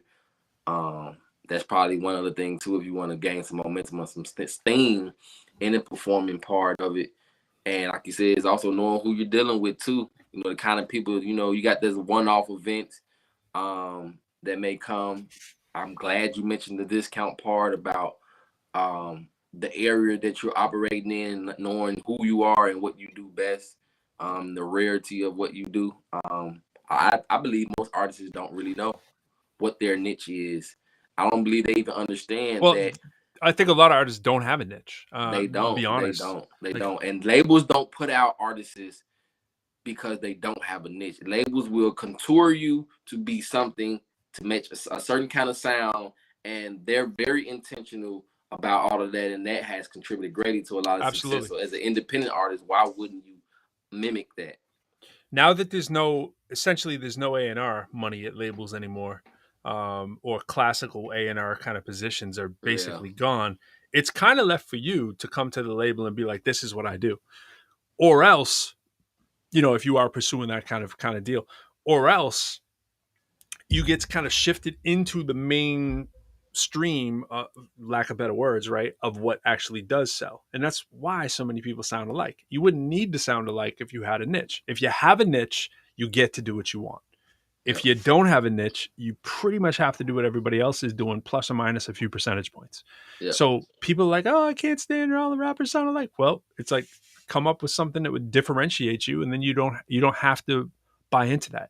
If you are, it doesn't matter either. Some people think it's like, you know, it has to be super exciting. No, you can just be, I'm just going to try to think of a rude one. You can be fat and ugly. Okay. If you're fat and ugly, you can market that. It can be marketed, and it can allow you, and I'm not advocating that. I'm just using that one as sensational, right? You can be fat and ugly, and that can be your marketing plan. You'd be like, yo, I'm going to go with fat and ugly. A lot of Fat Joe has kind of, you know, understand, right? There's been a lot of fat rappers who've just used, and I'm just using that. You can be nerdy, and I'm pretty nerdy, right? You can market nerdy. Like, marketing nerdy is being a professor who raps with a doctorate, right? That's pretty nerdy, right? I'm just saying it in the cooler way. I'm not going to be like, yay, I'm Professor Nerdy, but it's like, I'm pretty nerdy at the end of the day, right? Like, I like math and science. It's like, I mean, I'm not the prototypical nerd, but it's like, down deep, I'm like pretty prototypical nerd. I was having a conversation the other day, and people were talking about like alpha males, you know, and like, you know, in basketball we talk about this too. Like, Jason Tatum's not your classical alpha. Jaylen Brown's a little more alpha than Jason Tatum, right? And it's like, we think of the alpha on the Celtics, it's probably Marcus Smart, right? That comes to mind. But what we even mean when we say, like, I'm not an alpha male. I'm not. I'm like an alpha minus male. Like, I'm not like big rah tough guy, like, gonna come in and be like, yo, like, I'm not, you know, super whatever. And this has nothing to do with physical too. People get this twisted. Like, you be as big and strong as you want. That's not it. I'm just not the boisterous kind of person who's going to come in and be like, I have to be the loudest, or I have to shout, be tougher than you when I'm talking. It's like, you know, and I kind of think of you in that same realm. It's like, I don't need to be gung-ho dominant every second, right? I can find my moments, you know. And when you find the typical, I'm just using males now. If you find the typical alpha male, you think of huge rappers. Most of them are alpha males. Most of them, not all of them. There's exceptions, right? But even the ones who are exceptions, there's elements of that's there, because that's easy to market. Rapper, tough, you know, like, not soft, you know, like, and then commercial. It's like alpha male, for a lack of better words, right? And there's alphas among alphas or whatever, but you think of your 50 Cent, obviously, right? 50 Cent's the prototypical alpha male, right? Not only physical mystique, but everything he says and does is just alpha male. It's just like, I'm the tough guy, I'm the, you know, big swagger dude. And then you think of exceptions to those rules, but even the exceptions there's things in there that lend itself towards that, and it's easy to understand. It's like, you may not be total center like alpha, but you have something that's easy to understand about why you're slightly off of the middle either way. Like Snoop Dogg, right? It's not the prototypical alpha male, but he's got a lot of alpha male tendencies, but he's the smoother dude in Right. among the alpha males, right? He's going for smooth. He's gonna be talking to the ladies, but at the same time being cool, and but otherwise, if you're in that lane is so crowded. It's like pop singers for girls right now. There's like a bazillion pop singing girls, and they all basically sound the same. It's like, and they're trying to market every one of them to be like the next Taylor Swift, right? It's like, who's going to be the next Taylor Swift? And everybody goes after that. In music right now, it's like country, but cool country. It's that rappy country TikTok video kind of thing. That's what everybody's looking for. If you don't have a niche, that's what they're going to make you into, right? We know what they're going to make you into in hip hop, but it's like, yo, you got a niche. You have a life. You can do what you want. And by the way, that niche will define you and can be yours for your whole life. And people are repelled by that. People don't come in your lane, you know what I'm saying, as often. You have a niche, you know what I'm saying? Like, you clearly have a niche, but it's how well you define that, promote it to others, so they go, oh, that's the dude I need when I do that. Yeah. That's good stuff, bro. That's good stuff right there. Yeah, man. Absolutely, bro. And let me jump out of here, man. I got this. Me too. 6:30 morning. Oh, that's Saturday, don't even talk to me about that. That's crazy, man. That's crazy talk right there. Yeah, that's yeah. So I'll be up at 5 something in the morning, kicking it, bro. The struggle is not over, brother, but I'm getting there. You know, my day was today. Just so you know, I did make you feel bad. I did an hour and a half of university work that I had to do, which is about my average in the summer. It's like an hour and a half to maybe some days it's like 4 or 5, but most days it's, being honest, some days it's 0, right? But like an hour and a half, 2 hours of stuff I had to do university. I do like summer work, right? So I do that. I had 2.5 hours at the gym. Most of that was shooting. About a half hour was actually weights, and about 2 hours was shooting. And I went to a French cafe and had a salad. I went to get my car washed, and then I went to pick up my son. And then had dinner, talked on the phone, and did the Pro Quo Show. That was pretty much it. And weekends, 6 in the morning, bro. No wonder, man. No wonder Fly had a fly bounce out. No wonder Fly had to bounce out. He's got to get up at 6 in the morning. Ooh, man. Yeah. All right, y'all. And we didn't get to talk about the ending of Obi-Wan, which I'm just going to throw out there since I'm wearing a Star Wars shirt. Again, it's the no spoiler. I know we talked a little bit about it last time. If you didn't see the Obi-Wan series and you didn't see the last 2 episodes, it's arguable you didn't see 2 of the top 10 anythings of Star Wars ever. I'm just putting that out there. The last episode of Obi-Wan Kenobi is clearly in the top 5 of all time episodes in Star Wars. I don't care if it's a movie, a scene, major moment, whatever you want to call it. To me, it was number 1. I'm just going to say it was the number 1 scene I've ever seen in Star Wars in terms of context and everything that it meant. There's some classic ones up there, Luke playing doing the mind projection across the galaxy. That's, stuff is all crazy, whatever. But in context, the ending of Obi-Wan Kenobi, episode 6, last episode, crazy. And I mean, Luke in The Mandalorian, it's right there. So it's on par with Luke in The Mandalorian. If you saw that, great. If you didn't, oh well. Boba Fett had a couple amazing scenes too. You had to wait through a lot of stuff. There were a couple amazing scenes. We got a return of Luke. I mean, just amazing stuff. Shaka Tano, I would just, wherever you want to go. But I'm just saying, you have to see that if you're a Star Wars fan. What are you doing? Order Disney Plus. We're talking about small business and big business earlier. Come on now. You got to order it. Matt, I'm talking to you. If you're over there in Japan, you're doing your thing. I don't know what you're doing, but you better be watching it. I don't know if you're a Star Wars guy, but I'm a big Star Wars guy. Always have been, always will. Let's rank them. Before we go, I'm going to rank them. I'm going to give you my ranking now on anything Star Wars, except we won't count Rebels. there's always argument whether that's canon or not. And it's kind of like, no, it's kind of what most people say. But no, we're going to count Clone Wars animated series. We're going to count that as one thing. Just like we'll count Rogue One as one thing and Solo as one thing. And Boba Fett, the whole series, one thing. Mandalorian season 1 and 2, we're going to lump them together, right? We're going to say Mandalorian, Boba Fett, right? Or you've seen it all. Okay, cool, Matt. So I'm going to give you my ranking right now. Here it is. All right. So I'm going to go New Hope is number 1. All right. Just, you got to take in context, it was 1977. Okay. 1977,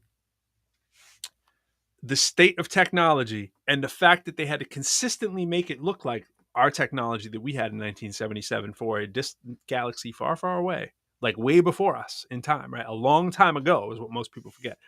So, and it's getting closer and closer to modern time, but not really, right? It's only a fraction of that. I mean, they a long time ago. We have to assume that's a long, long time ago. But they had technology, let's say it was in the 1900s in space, right? And they managed to have this incredible tech, but they still have like Atari graphics, right? Because that was what's going on in the world. But they had some amazing stuff. Like they had hologram, like kind of phones and stuff like that. But the graphics, they have to stay relatively consistent. They can't go out of the world like a 2-year advancement. They can't suddenly have like flat screens, right? Or I should say, they can't suddenly have, PlayStation kind of graphics when they barely had Activision. Okay, back when it started. So they slightly come up little by little, but every now and then the technology will jump. So you got to have New Hope first.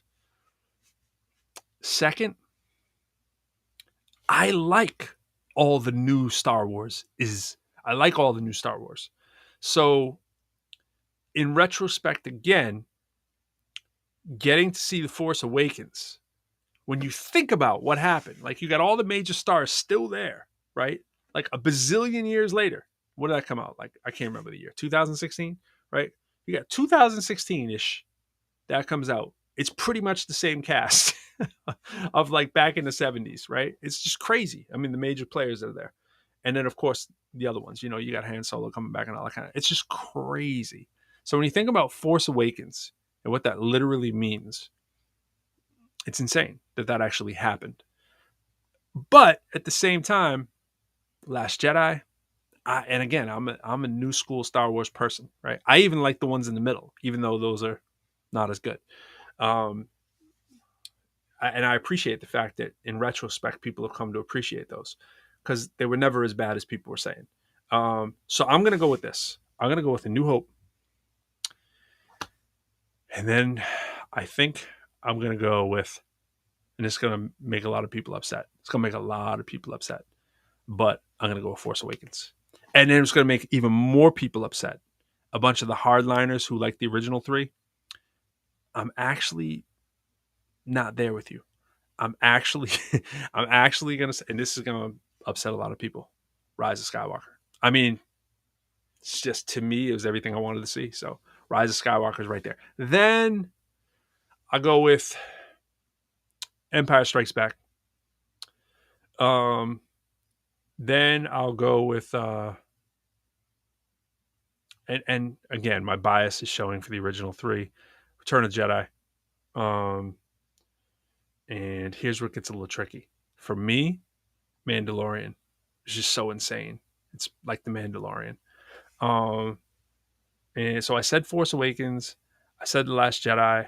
I said The Rise of Skywalker. I think The Last Jedi is checking in right now. And then I think just because of the epic last 2 episodes, I'm actually going to throw Obi-Wan right there. Obi-Wan's coming in. And I also have to say Rogue One is dope, but it's dope because it was unexpected dope. It's still not really high up in my rankings, but it was unexpectedly dope. Try to play that for your kids. They're not going to watch it. You know what I'm saying? It's like, that's going to be a real force. Pun intended. I'm the one with the force and the force is with me. So so I got my original 3.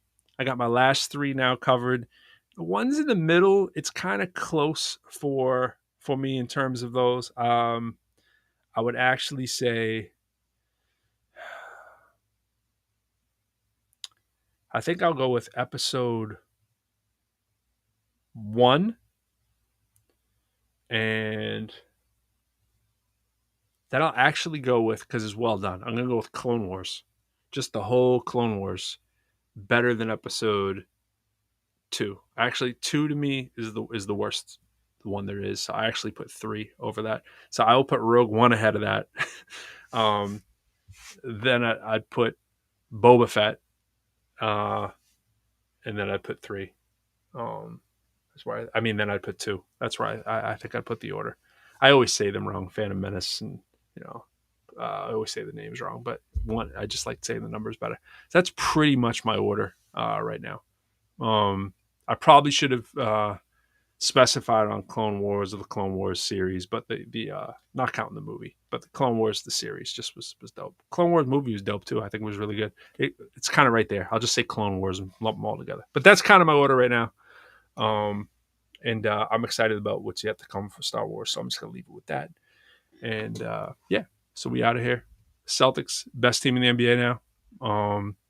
We got Dive In It from Pro Quo coming to radio near you starting in a couple weeks. So you're gonna, right after the 4th, you're gonna start hearing Dive In It. Shout out to all the supporters of Yo That's Pro. We will be in New Orleans doing 3 shows, myself and Fly, next week. And that's the most stuff we can announce for right now, I think. Look out for Masquerade coming from Pro soon. We got more music from Quo and I. We got some Quo solo stuff in the shoot too. If you didn't hear it earlier, play it back. You'll hear some little solo Quo. I got some more stuff too I got to play. Shout out to, trying to think, cover all the bases. Shout out to Chica in the movie Montreal Girls, which will be at Cinequest this summer in August out in California. Check that out. I will be out for that, I hope. And everything else I'm doing is unconfirmed. There's so much in the shoot I can't say or keep up with most of the stuff anyways. So looking forward to it. Freedom Corner, the brand. Check out Fly. More music coming from him. And we're good for now. All right. So we may not see you next Friday, but hang on tight and have a happy holiday if we don't see you till then.